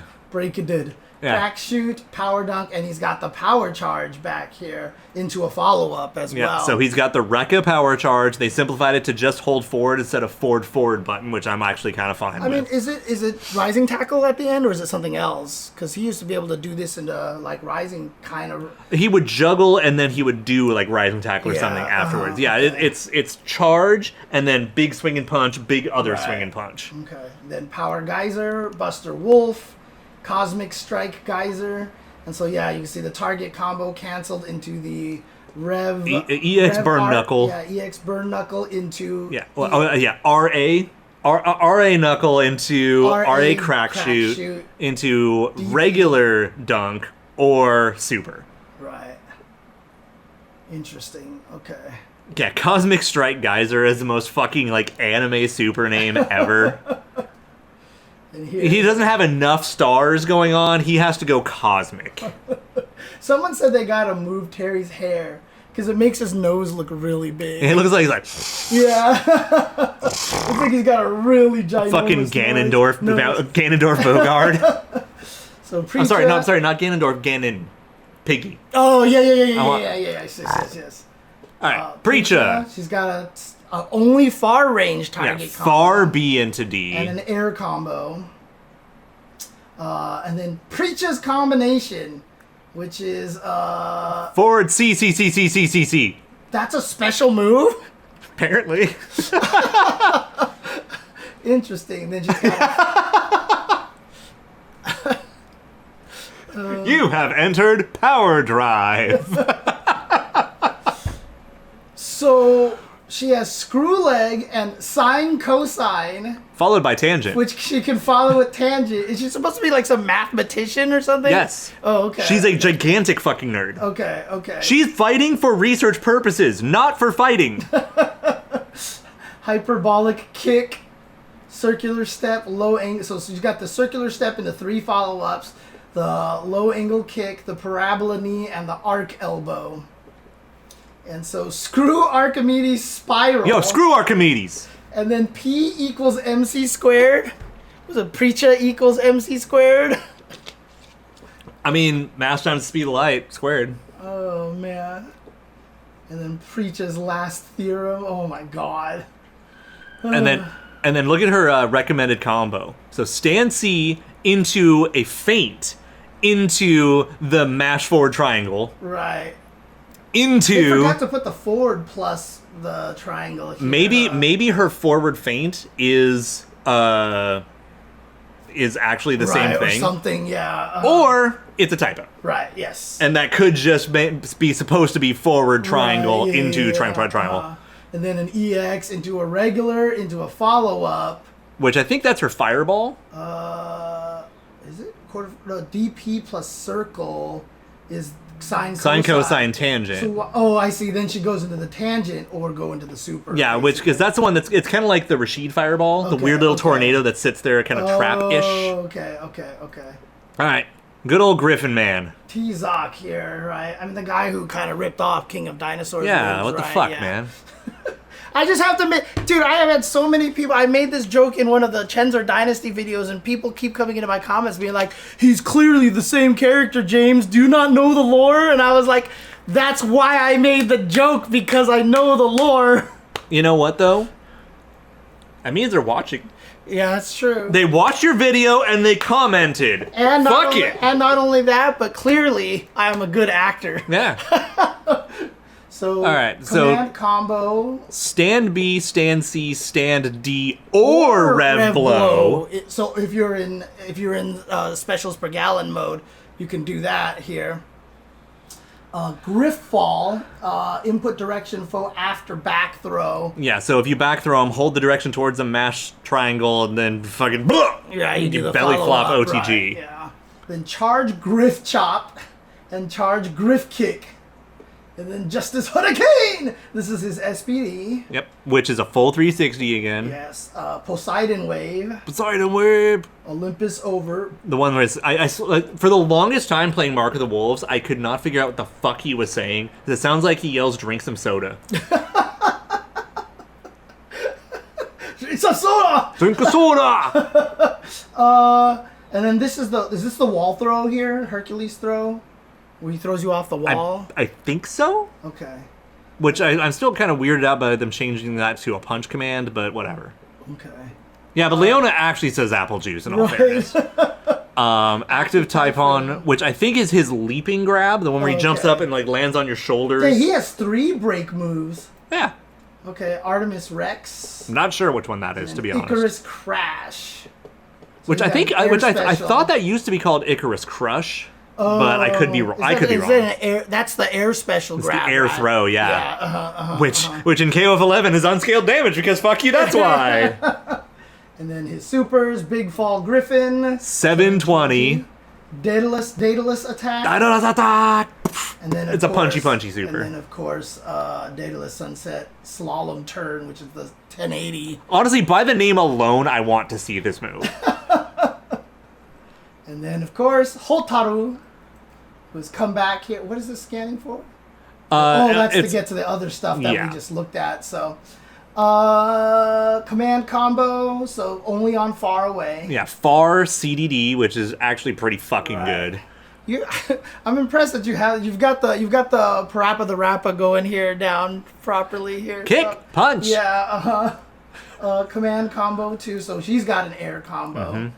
She's got aerial turn in air. Hit the Rev Guard button. So slap R1 and you auto turn in the air. Which, funny enough, is a real bout 2 mechanic.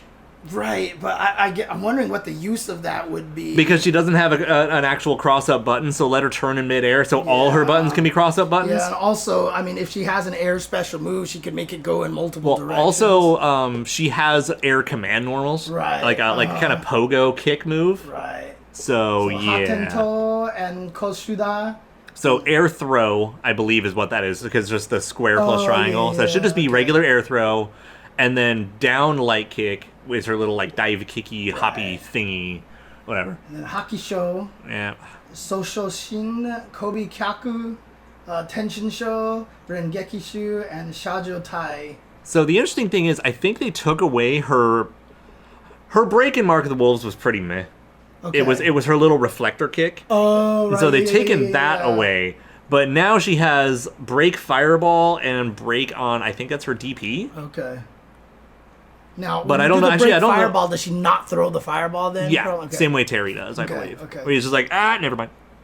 And then she's got Sosho Terenge. But I also could be wrong because I don't know what these fucking moves are. Right. And Tensho Ranki. And then Freeze Fang, Sosho Chihigiri. Jesus. Okay. Sosho! Crouching into EX, into some follow-up. Oh, that's the... Oh, yeah, no, one of her breaks actually should be her weird little spinny palm strike move. Weird. So that's what it is. So, yeah. So Shoshin, actually, that might be her spinny palm strike. Oh, I see. So this move right here is... This one is... For what it's worth, I don't give 2 shits about Hotaru Futaba, so that's why I don't remember which ones her moves are. So, like, this looks like a DP, because then I think this goes into the air special. Oh, no, it could be the ground special as well. Into some follow-up. Yeah, so I think it's the flipping palm strike into, like, maybe EX fireball, or... No, and then it's EX reflector kick into regular reflector kick into light fireball or into super. Right, something like that, yeah. Okay. Yeah, I'm really not fond of her. She's, like... I guess she's the best little girl Shoto ever. But, like, that's it. I don't fucking care. And I don't know if we want to go through these. Yes, actually. Because we want to talk about the characters that aren't simplified. There are the moves that aren't simplified. Okay. So, yeah. Fireball. Shippuden, his fireballs are all easy mode. Hard Edge, Shining Knuckle. I'm doing a comparison, that's why. Okay. And then he gets to keep his command grab on the simple specials. But then his counter and rage run you have to do manually. Got it. Okay. So there's no moves that are legit just straight up missing then, right? No, as far as I know, no. Okay. As far as I know. Okay. Yeah. Mama. All right. So yeah, Power Wave, Burn Knuckle, Power Dunk, and Charge are simple. Crack Shoot you have to do yourself. Interesting. Okay. All these here. All of hers are simplified. All of hers, okay. So she has all of them. I mean, I guess that makes sense to make sure that the new character is easier to pick up. Yeah. That might be, like, the principle behind that. And plus another thing, it's only 1, 2, 3, 4, 5 special moves anyway, right? So they could fit it in there. Is she missing one? 1, 2, 3, 4. Oh! Screw leg. Oh, because Preacher's combination is just this? They don't have Preacher's combination listed here. I guess if you're playing, you can mash enough as it is. Right, it gets replaced by this, so she is missing that. Look at you being a cat in a cardboard box. That's why the cardboard box is up here That's now. nice. Because I wanted to create a bed for the cats. Oh. Someone saw it on stream, clearly not a cat owner, and they're like, why are you making the cat sleep in a box? Why don't you give him a bed? And I was like, you don't know cats, obviously. Yeah. You know nothing about cats. Clearly. Hi, handsome Nathan. Hercules throw, so that's the wall throw theoretically. Yeah, I believe that's the wall throw. And then Futaba, Hotaro Futaba only has the one that's not there. So. Oh, and and her command grab is the one they have to do. Oh, okay. I'm pretty sure that's her command grab because it says ball close. Oh yeah. Yeah, and Justin was pointing out that if you do the EX command grab, you can then REV Accel off of it and just do silly shit.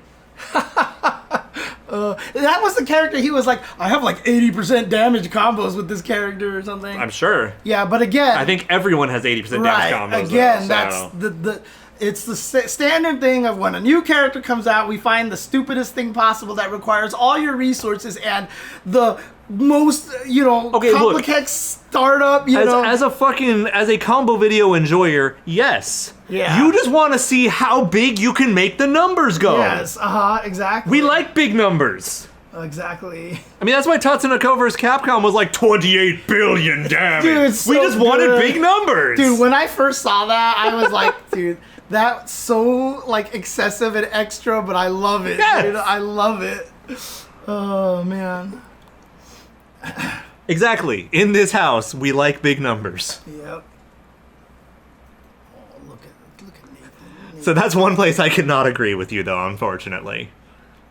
I am not a fan of Dragon Ball Fighters, like, in any capacity. And my stance is, even Desk can't make that game look fun. Oh, man. Oh, it sucks. But that being said, I do agree that Dragon Ball Fighters should have had big numbers. Oh yeah. Dragon Ball should have been way more than it was. Like a jab should have done 9,000 damage. Oh, I see what you're saying. Yeah. Yes. Okay, gotcha. So that every other combo does over 9,000. Right. No matter what. Amazing. That would have been amazing. Hang on, I'm just trying to see if I can. Oh, it's what? It's just the corner up there. I guess I don't have one. All right, well, I can just do this and just be like, "Hey, look, He's a cat. It's the cat. Oh. It's the cat. You say hi to your papa and his camera. Hi, kitty. Oh. Hi, Nathan. Yours little Nathan. Oh. Look at this boy. Look at this boy. Yeah, you're a good boy. Yeah, it is a tuna box, isn't it? I hadn't even realized. So that's like me like hopping into an In-N-Out shipping container. So the reason why, so I mean, this is all part of this conversation because remember how Olaf is you're frustrated with me a lot of times because I don't throw things away, right? A lot of the times I hold on to things excessively. I got it from my dad.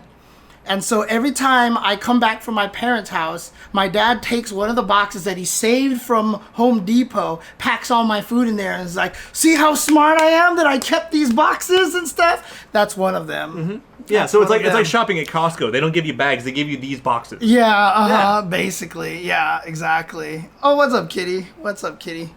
Rock the cat box. I mean, for me, it was always... I really appreciate that joke, actually. The one that always got me was on the old Windows, that when you right-clicked it used to say lock the taskbar. Yeah. Yeah, so that was like the big one, right? Dude, I still haven't forgiven the modern versions of Windows for show the desktop being on. Oh, yeah. Hey, rock the cat box. Rock the cat box. See, like, I tried to turn that Red Bull... You know what the funniest thing is? That Red Bull cage, I tried to turn it into a cat bed for the cats. So this was the funniest thing. Like, Nathan started sleeping in this box. At one point in time, Jasmine came up, and she crawled into the box, and Nathan was just like... Bruh. What the hell? And so I put the Red Bull thing, and then he climbed into the Red Bull thing. He barely fit in it, and he was just like... Like, you could just see him like... She took my box. No, it's because he's a gentleman and is not actually going to boop her. Yeah. Well, he does all the time, but that's another story. So. Hey, let me build him up for the audience. Okay, right? Fair enough. Like, he loves it when she's sleeping on the top of that cat tree. He will get on the second to the bottom one and just attack her till she jumps off. Yeah. And then he'll take it, so. Oh, man. I mean, the litter box that I buy, literally the box on it says... The inside is for you, the box is for the cat. Good. Oh, man. So yeah, so that's what we know about Fatal Fury's mechanics so far. Yeah. And yeah, like seriously, again, good fucking eye catching the rev spending on the guard cancel. That actually made me feel a little more comfortable, because now you got to think about it a little bit more, right?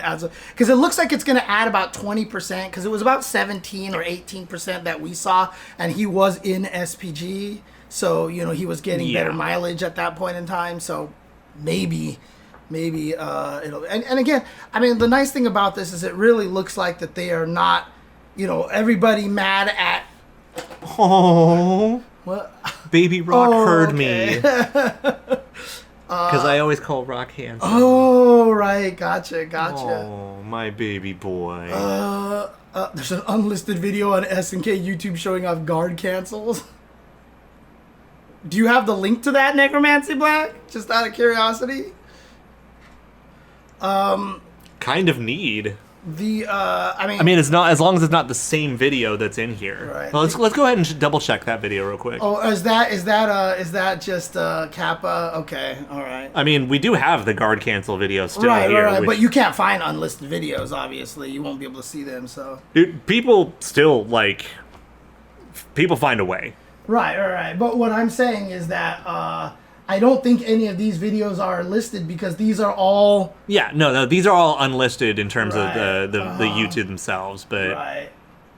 There we go. They have this guard cancel video already. Yeah, let's just go ahead and pop that in again. Yeah, so here we go. This is the one right here. Is this the same one?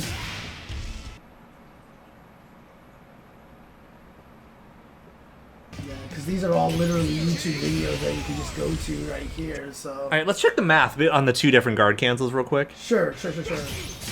Okay. So this one starts at 17 to 34, so that was 17, and this one was 17 as well, because he went to 34, yeah. Okay, 17 to 34, and then... What is that? No, it was 53 to... Whoa, I didn't see that one. No, Let's do the slow motion. Yeah, do the slow-mo. Slow motion here. Because JD to 51. Okay, 51 to 68, that's 17 again. 17, yeah. And again, he is in SPG. Yes. So we're probably guessing 20% then. So what we're going to do... Oh yeah, you can find it unlisted, because all you have to do is click on this link right here. Yeah. And boom, so it's now what unlisted. we're going to do... Okay, so... Basic shit, 20 times 0.9... 20 times 0.9 is a flat 18. So it may not actually be 20, right? Yeah. That, or the numbers are still getting rounded weird. Right. Yeah, this is going to be something that we're going to have to test. Oh yeah, we already calculated for that. I mean, if they showed percentages, like if they're actually processing decimals, real numbers. I appreciate that smart. You sack of shit. It just popped into my head. I apologize. But like, if it, I mean, I almost kind of want to have the decimals on listed. You know, honestly. I completely agree, because I actually do suspect that at least the first decimal place is calculated. Right. Mm-hmm. And then it's only the display that rounds up. I do suspect that is a possibility, but it'd also be extremely difficult to test to be sure. I mean, there's definitely ways to test it. If you do something twice and then, you know, like see how if the 0.5 add up together. You know. I had to do a lot of that when I was testing, like MVC health. So. Oh yeah. No, we definitely went down those rabbit holes. We've been down those rabbit holes. It's just the fact that we don't have access to this to test it. Right. Oh God, I'm so mad. Anyways, throws now have set input, and there's a macro for hops. I told you, the hop macro is going to be a lot of people's favorite thing, as long as it doesn't interfere. And honestly, if that's all you end up using the barrier for, then fucking so be it. Right. I'm just gonna wonder how lenient it is. Like if you actually hit up, forward, and then the button, like one frame apart, like you hit the guard button late, does it still register? Etc. I mean, it also like does it register during pre-jump frames? Right. What is the amount of time in pre-jump frames? Exactly. Which probably is going to be the universal 4 unless you're Griffin. Right. So we'll figure all that stuff out. But yeah, they're definitely doing a lot of things to. And again, see, this is an important thing because this is kind of like hitting that story that I always tell. Like you don't have to lower the ceiling and the floor barrier of entry at the same time. You can lower one and keep the other one high, and that's what it feels like they're actually trying to do. So, this game honestly smells like it's gonna be some bullshit at higher levels. Yeah, and I'm kind of here for it. Yeah, it's gonna be. I mean, it's interesting. I mean, I'm glad we don't have a neutral skip. Right. It's gonna be really interesting because I mean, the way that the game is made right now, like they're doing everything to remove the excuses of why you didn't play KOF, but at the same time, if the game turns out to be slightly intimidating, it might, like they have two areas battling against each other here, right? Because, as much as we love something like Under Night In-Birth, right? I mean, not a lot of people are playing it, right? And I keep telling people, if you think all these games are simple, go play Under Night, and nobody goes and plays. Again, like, though, picking up Sam Show 5 Special before the new Sam Show came out was, like, one of the smartest things I've ever done in the FGC. Right, yeah. It made a lot more of the transition smooth. And, again, that game might have too many mechanics. Yeah. But then you can remember, you don't actually need to use them all. Right. And that's the thing, right? So, I'm curious, but the worst thing about it is, like, this is one of the hardest parts. This is what I talk about learning fighting games all the time, is that you don't have to, at first, falls on massive deaf ears in the FGC, in fighting games. Yeah, because they already play them. Well, not only that, but I'm just saying even beginners, because, like, just back in the Street Fighter 4 days, they're like, I hate one-frame links because I can't do the same combo Justin can. And I was like, who cares? Do the less combo. It doesn't matter when you're playing. You're learning how to play the game. Yeah, what is it? It's the best combo is the most consistent one you can do, like, under pressure. Yeah, and I've always said, like, if you look at the odds, if you look at the percentages, if you drop the good one all the time, and did the other one, overall you would do more damage with the simpler combo. I mean, every time I play Tekken... Yeah, that's why I think I never actually did hypergrav loops consistently in Marvel 3. Yeah. Because I couldn't do them consistently, so I just said, fuck it, up, down, fine. Right, yeah. Fine. And, like, so when I played Tekken, I would do a combo and people were always like, no, you can do more damage if you do this. And I was like... No, I can't. Yeah, I was like, I can do it, not super consistently. I don't care right now. It's not going to be the make or break for me on getting better. And that's the problem. Yeah, sometimes doing the most damaging combo is basically a win more. Right, and so what the problem is that you can tell people all the time in fighting games, you don't have to do all this stuff right away. But for some reason, everyone... And in fact, my friends who weren't into fighting games, their favorite fighting game to play was like the Street Fighter 3 series because they just wanted to parry everything. So, you know what I mean? And the thing is that you've stumbled on one of the other reasons of... This is why nobody plays grapplers. Right. Grapplers don't have cool combos. Grapplers aren't cool in the same way like fucking ninjas are. Right, yeah. And that's the thing, is like, it's gonna be tough. Like, yeah, we can say it, yell it till we're blue in the face. You don't have to do the full combo. You don't have to use all the mechanics. I mean, that's how I played a lot of the games. Like when I played Under Night, I ignored the grid system for a long part at the start. When I made that cool, I said it with big fucking air quotes. I fucking love grapplers. Don't you worry. And Hager is in Marvel 3, so that's a whole different story. And he's barely a grappler in Marvel 3. Right, exactly. But yeah, that's the hard part. So I'm hoping this game does really well. Obviously, I'm really hoping this game does really well.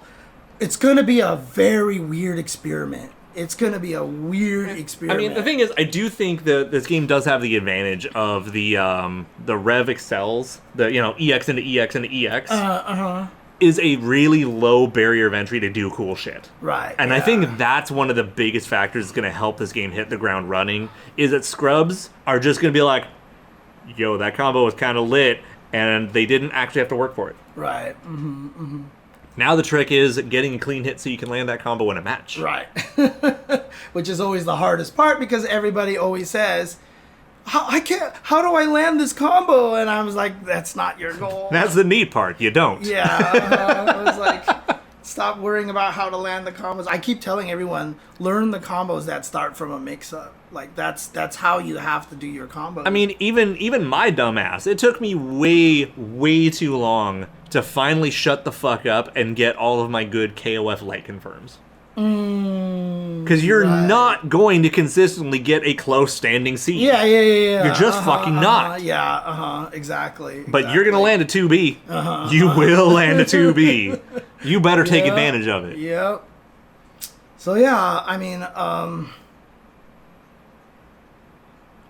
it's going to be really interesting to see how this game does. Now, has a lot going for it. Obviously, it looks fantastic right now.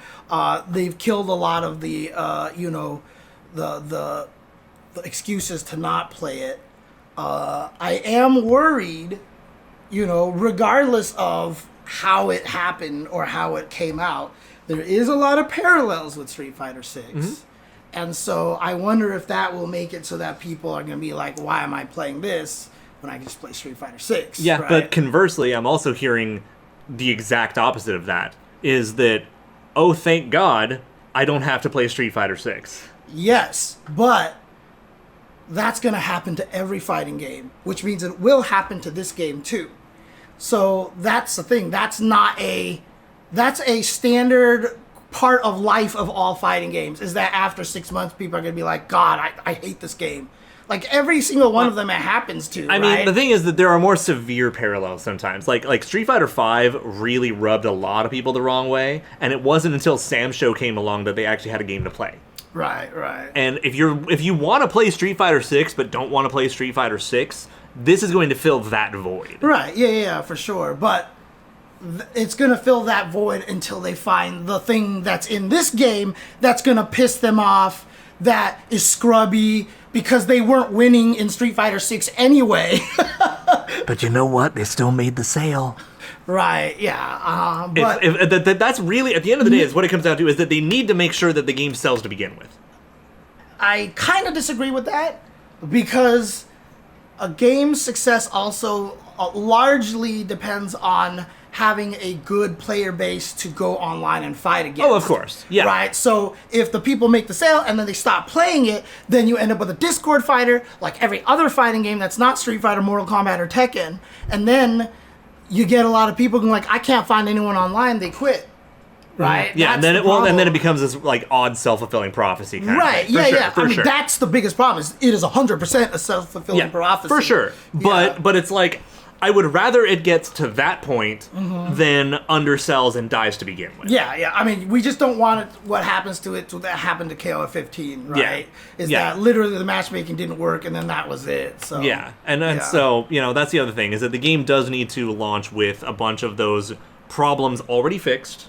All right. Well, they fixed it when the crossplay happened, Necromancy Black. That's why there's more people playing online now, because the matchmaking works now, right? Yeah. So but then, like, I'm still really curious about what side shit the game's gonna have. Like, what is story mode gonna look like? Right, yeah. What are, the combo missions, trials, challenges, whatever gonna look like? Because, did you see my my sumo video retweet? I don't know. I don't remember. So it was a video of a sumo in Japan who tried to run across like a 30-foot strip of human-sized flypaper. Okay. And he goes, toop, toop, toop, toop. Right, And then he's just sitting there trying to do like a push-up and peel himself off of it. And someone shared that video joking like, new Street Fighter bonus stage just dropped. And I was like, unironically, they absolutely should do this. But give me a bonus stage where I'm not allowed to jump, I'm not allowed to walk, I'm not allowed to run. Figure out how to get across the stage. Right, yeah. And so with like Terry, you're like, okay, spam burn knuckles, sweet. Right, yeah. And then other characters, you're gonna have to figure out what move actually moves them forward if you can't walk. Right, exactly. And it's like that's like one of those like, I'm gonna teach you mobility without teaching you mobility. Yeah, absolutely. I mean that's me and the break the targets. Yeah, exactly. That's basically what I've been talking about. Yeah, I'm so sad you didn't see that tweet because I knew you would have loved it. Oh man. Oh no, what is Kitty sharing? I have no idea. I don't know why nothing's popping up over here. Oh, I see. T-Zoc and King of Dinosaur have the same birthday. Fair enough.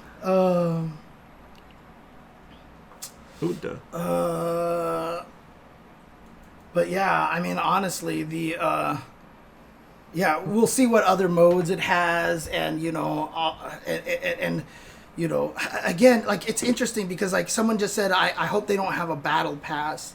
Like I think battle passes are kind of a positive.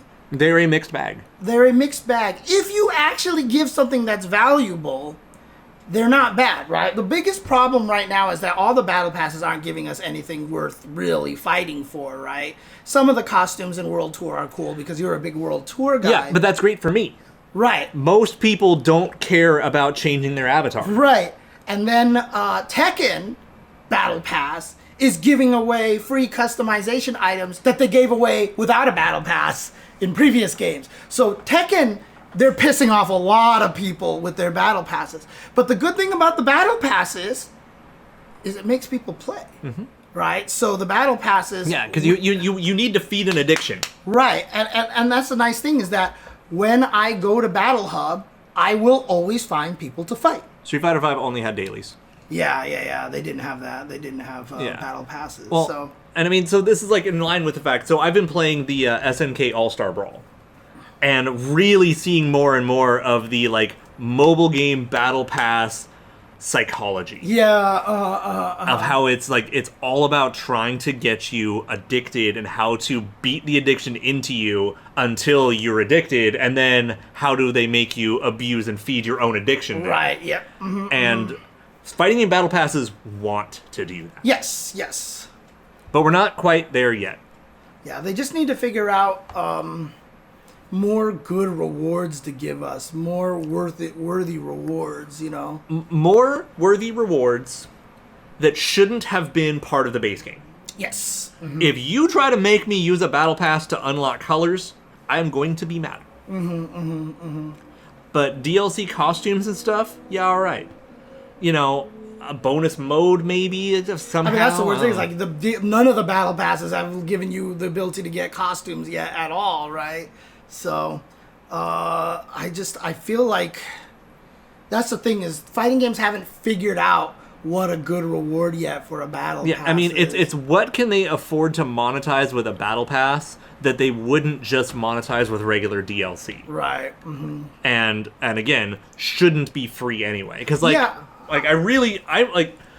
love KOF 15's DJ station. KOF 15's DJ station is missing like 97% of Fatal Fury's soundtrack collection. Right, yeah. So I'm hoping that this game has a DJ station for all Fatal Fury music. Right. Do not make me pay for it. Because then it goes into the Tekken thing. You gave it away for free last game. I mean, I was thinking that too. I was thinking about having unique intros and outro and win poses for characters that you can actually get, right? Like if they just started animating more win poses, then in the battle passes, instead of winning the win poses, you win the currency to get the win poses. So, or just whatever method, because obviously they have drive tickets and fight coins already. Do you want to add a third currency or whatever? Yeah, I mean, you know what? In all fairness, though, we should count ourselves fortunate that this isn't 15 years ago, because what they would have done is had a battle pass that unlocks currency for their new mobile game. Because then you would have had to obsess over both. Yeah, exactly. God. I love me some Phantasy Star Online too, but that shit sucked. That you had to play. You had to have an addiction to both in order to fuel both. Yeah, I mean, sound effect. Yeah, I mean, it would be Old-timey really cool. sound effects would be kind of cool. I mean, if they gave me CPS2 sound effects, or CPS1 sound effects in Street Fighter, dude, I'd be down with that, dude. Rip strength. I just mean the... You know, that kind of sound effect. No, I definitely would want like Retsu's win quote. You know, Oh, yeah. What first? Yeah, exactly. So... DNF is like the actual RPG DNF is getting a KOF collab. Yeah. That's what that was. Yeah, I mean that like if they did stuff like that, aesthetic stuff, maybe even ways to just change the color of the border around your life bar or something like that, you know, or actually no legit HUD elements. Like give me Mark of the Wolves' HUD. Like those actual life bars. That'd be kind of cool. Like have a HUD where you could just put stickers on them. Yeah. You know, like stuff like that. Like people. But like, I mean, even then, it would still have to be pretty inexpensive. I'm not paying $10 for a battle pass so I can make my game look like a game I don't like.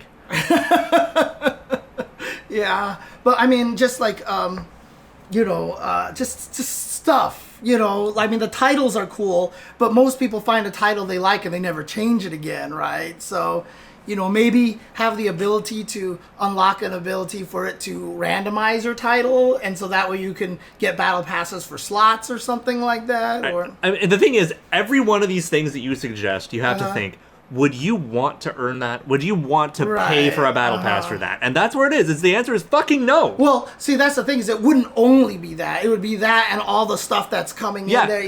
Now keep that up for 12 months. Right, that's the hard part. Yeah, exactly. And so it has to be like aesthetic things that they don't hate making. Right. Because where the fuck are my alternate costumes to begin with? Right.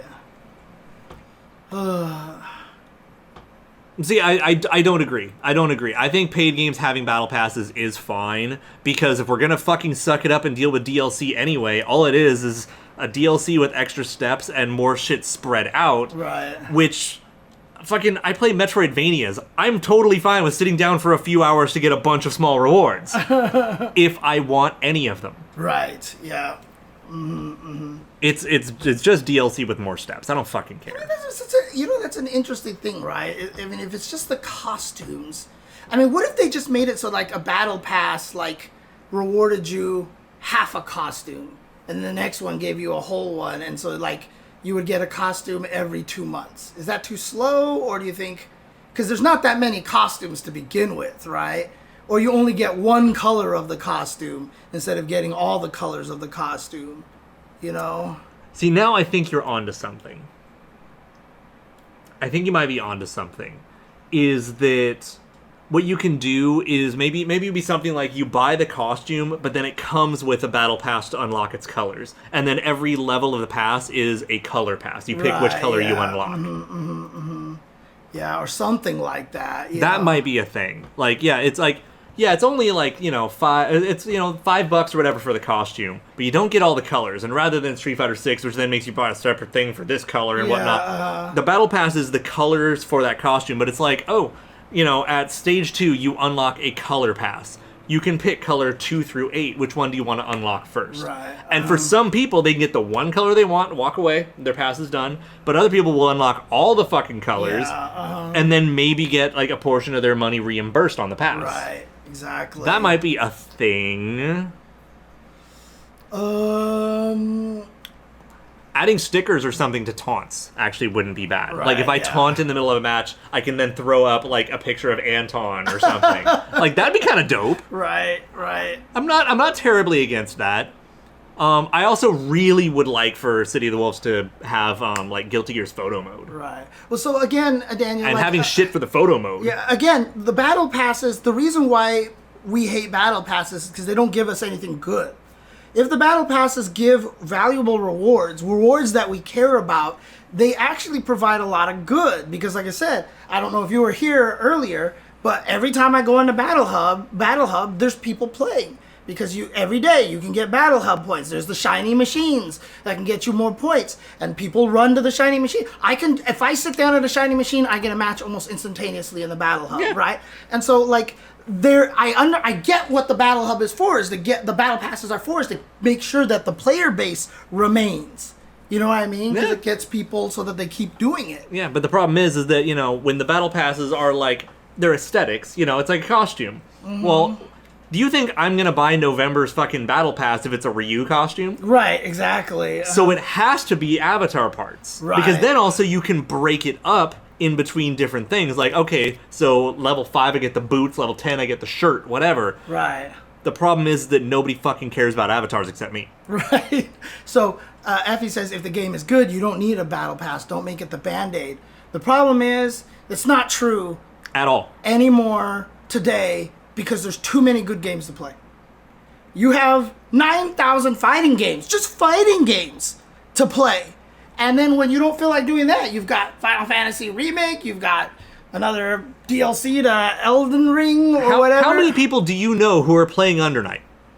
Just like, yeah, nobody, unfortunately.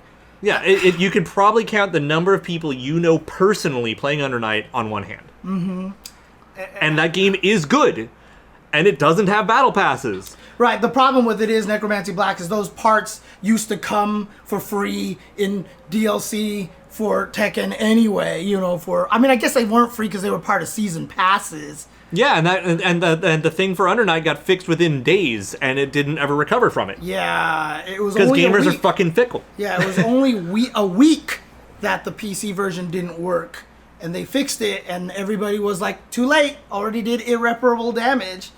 So, yeah, I mean... You know what? And that's the thing. Like, SNK could legitimately just crowdfund buying the fucking arranged licenses back, and they would be paid for. Right, yeah. You know, I know the Hub people, they love their skins, for sure, so... and some of them do run around with the Teenage Mutant Ninja Turtles costumes, so... And that's not my fault. Hey, look, if people out there are willing to pay for it, dude, I mean, you know what? If it keeps funding the game, then let it happen. Yeah. So I mean, like, what one thing SNK could literally do is basically reverse license shit from some of their licensed mobile games, because some of those character designs are fucking fire. Right. Mm-hmm. I would honestly pay for the crazy Envy Mary costume. I think it's kind of lit. Fucking some of Shermie's costumes in some of the mobile games are ridiculous. You know, there are ways that they could, like, you know, do this, like, unholy, this, like, unholy fucking Thanos gauntlet of licensed Chinese mobile games and have the coolest set of costumes in the galaxy. Yeah, KOF All-Star has some amazing outfits. Like, even some of the shit that's in the SNK All-Star Brawl. There's a couple SNK of really cool Heroines, costumes. right, is one of the big ones, right? So SNK Heroines also has some dumpster fires, but it has some good ones, yes. Yeah, so again, battle passes inherently are not bad. The battle passes that we're getting are bad, is basically what it comes down to. So Yeah, it's the implementation, not the thing itself. Right. And the thing is, though, is that fighting game content is a really hard thing to answer, because the only things you can add to a fighting game that people will want to buy and or, you know, pay for or play for are going to be costumes and stages or characters. Right. Characters have to be their own thing. You really have a hard time loading, like, even a stage behind a battle pass. It's too much of one large item when battle passes need to be broken into chunks. Right. And you can't make me do, you know, a fucking month-long battle pass for a stage, because what is the fucking stages 1 through 30? Right, yeah. You have to have tiny incremental shit. And tiny incremental shit is really hard to make in a fighting game. Right. I really do like the idea of stickers and emotes that apply to your taunts. I think there's some value there. Or like we said, win poses, or even post-match win poses, you know, like the win animation. Give people more than one, right? I mean, why not? Yeah, I mean, it would still be hard, but it could be doable. And you still have to, you'd have to, vanilla normalize them. So it's like, you know, say you get, fucking Cheer 48. How does Cheer 48 apply to Terry versus Rock versus Hotaru versus T-Zoc? You know, does T-Zoc's fucking shoulders and elbows bend inside because he's trying to do this because he's too big? Right, exactly. You know, so that's tricky. I mean, they did stuff like that in a lot of the anime games. You could get the voices doing all of the the round and the announcement and stuff like that. And God, what was the funniest one? It was May, because she could never pronounce Elfelt. Yeah, that one's good. That one is amazing. I also love Enos though, because she just shit talks half the cast. Oh, does she? She won't even refer to him by name. Like, she's just like, oh, that asshole. Right, yeah. Because May was the one where she would be like, you pick Elfelt, she'd be like, yeah. She actually just goes, nah. Yeah. Oh my God, it's so great. Man. And you know what the thing is? The shittiest thing about this is if you think about like Street Fighter 6's Battle Pass Avatar shit. Soul Calibur just needs one more game, because Soul Calibur's creator with a Battle Pass system would be fire. Actually, yeah, would be kind of fire. Like because I'm a motherfucker who is still pissed that I didn't get certain things from 5. Right. And some of them still never got ported up to 6. Like, come on. Oh man. Well, this weekend, City of the Wolves. Yeah, I mean, at the very least, we can expect an announcement from SNK. Right. Whether it's KOF, Garo, if it's a character, if it's, coming in June, first playable beta for, online. Who fucking knows? I mean, we could also just end up with, hey, here's our first manga with the new fucking thing. Who knows? Whatever happened to that? But let's be honest, we probably will be getting an announcement from SNK this weekend of some kind. Season 3. But that being said, like, they're also going to be competing against, like, probably Akuma's first gameplay trailer. Right, yeah. There's going to be a lot of shit going down this weekend. But, more importantly, pay attention to all your social media, because anyone who's anyone is going to be phone recording footage of City of the Wolves and posting it. And anything cool I see, I know I'm going to probably be quote retweeting to talk about it. I'm going to go fucking nuts. And I'm going to be basically locked at home all weekend anyway, between fucking homework and shit. I wonder if, because, like, 2XKO... Like, I actually might even fucking stream the event. Like, I wonder if they'll actually reveal a new 2XKO character or something like honestly, that. They should. Right. They really should. It's there. People are playing it over there. Yeah, I mean, and, they did actually... This build is going to have Ilaoi for the first time in public hands. Yeah, I know Nemo's already been using that character and destroying people with her. So, The hardest fucking day one character I've seen for me in a long time. Oh, yeah? Oh, okay. Well, I mean, monstrous jacked woman with fucking cosmic horror elements. Oh, Let's fucking go! Fair enough. Also, she actually does look fun as hell. Yeah. Like, Bruiser with fucking, like, Guilty Gear traps. Yeah. It's like come the fuck on! Dormammu, muscle woman with cosmic horror elements. Like, that is one of the most, like, Olaf bait fighting game characters I've ever seen. Yeah. Because, like, not only am I not against looking at her, but she looks fun as hell to play. Right. So, and it's a tag game, so, like... Literally, this is the first time that I've actually been anywhere excited about the game, because she looks fun as hell. And I can do like what I did in Marvel 1, where I have big fucking Bruiser backed by stupid little ninja. Right. So...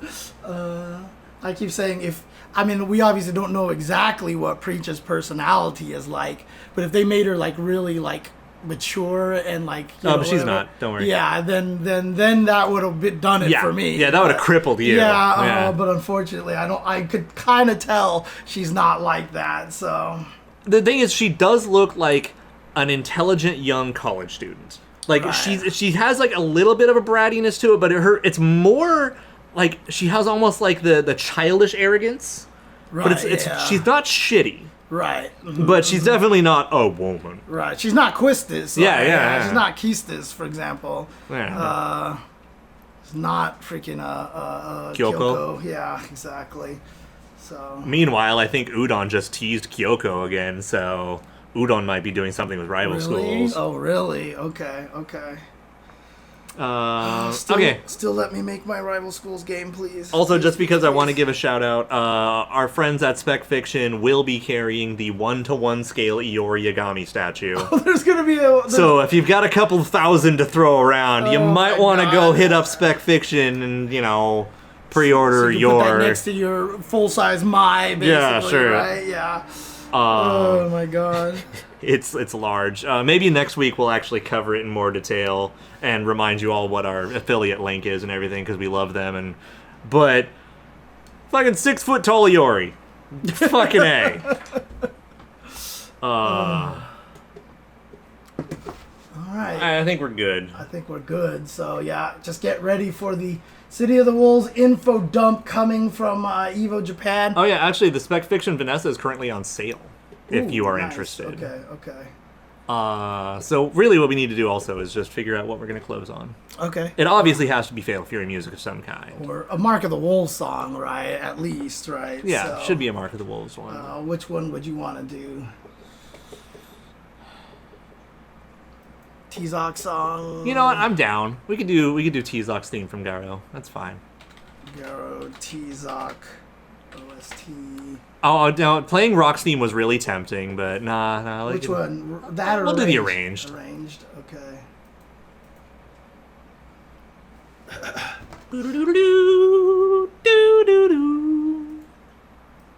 Alright, so here we go. T-Zoc arranged music, let's go.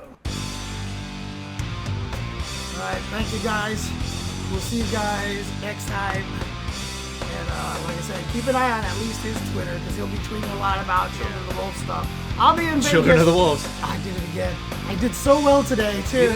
But I will be in Vegas this weekend for the Level Up Expo. So. I'll also probably end up retweeting them from the SNKronize Twitter as well. So if you don't follow me, follow that one, or vice versa, or both. Or Kitty, because who knows what she's going to find, and she'll retweet shit too. All right, take care, guys. Peace.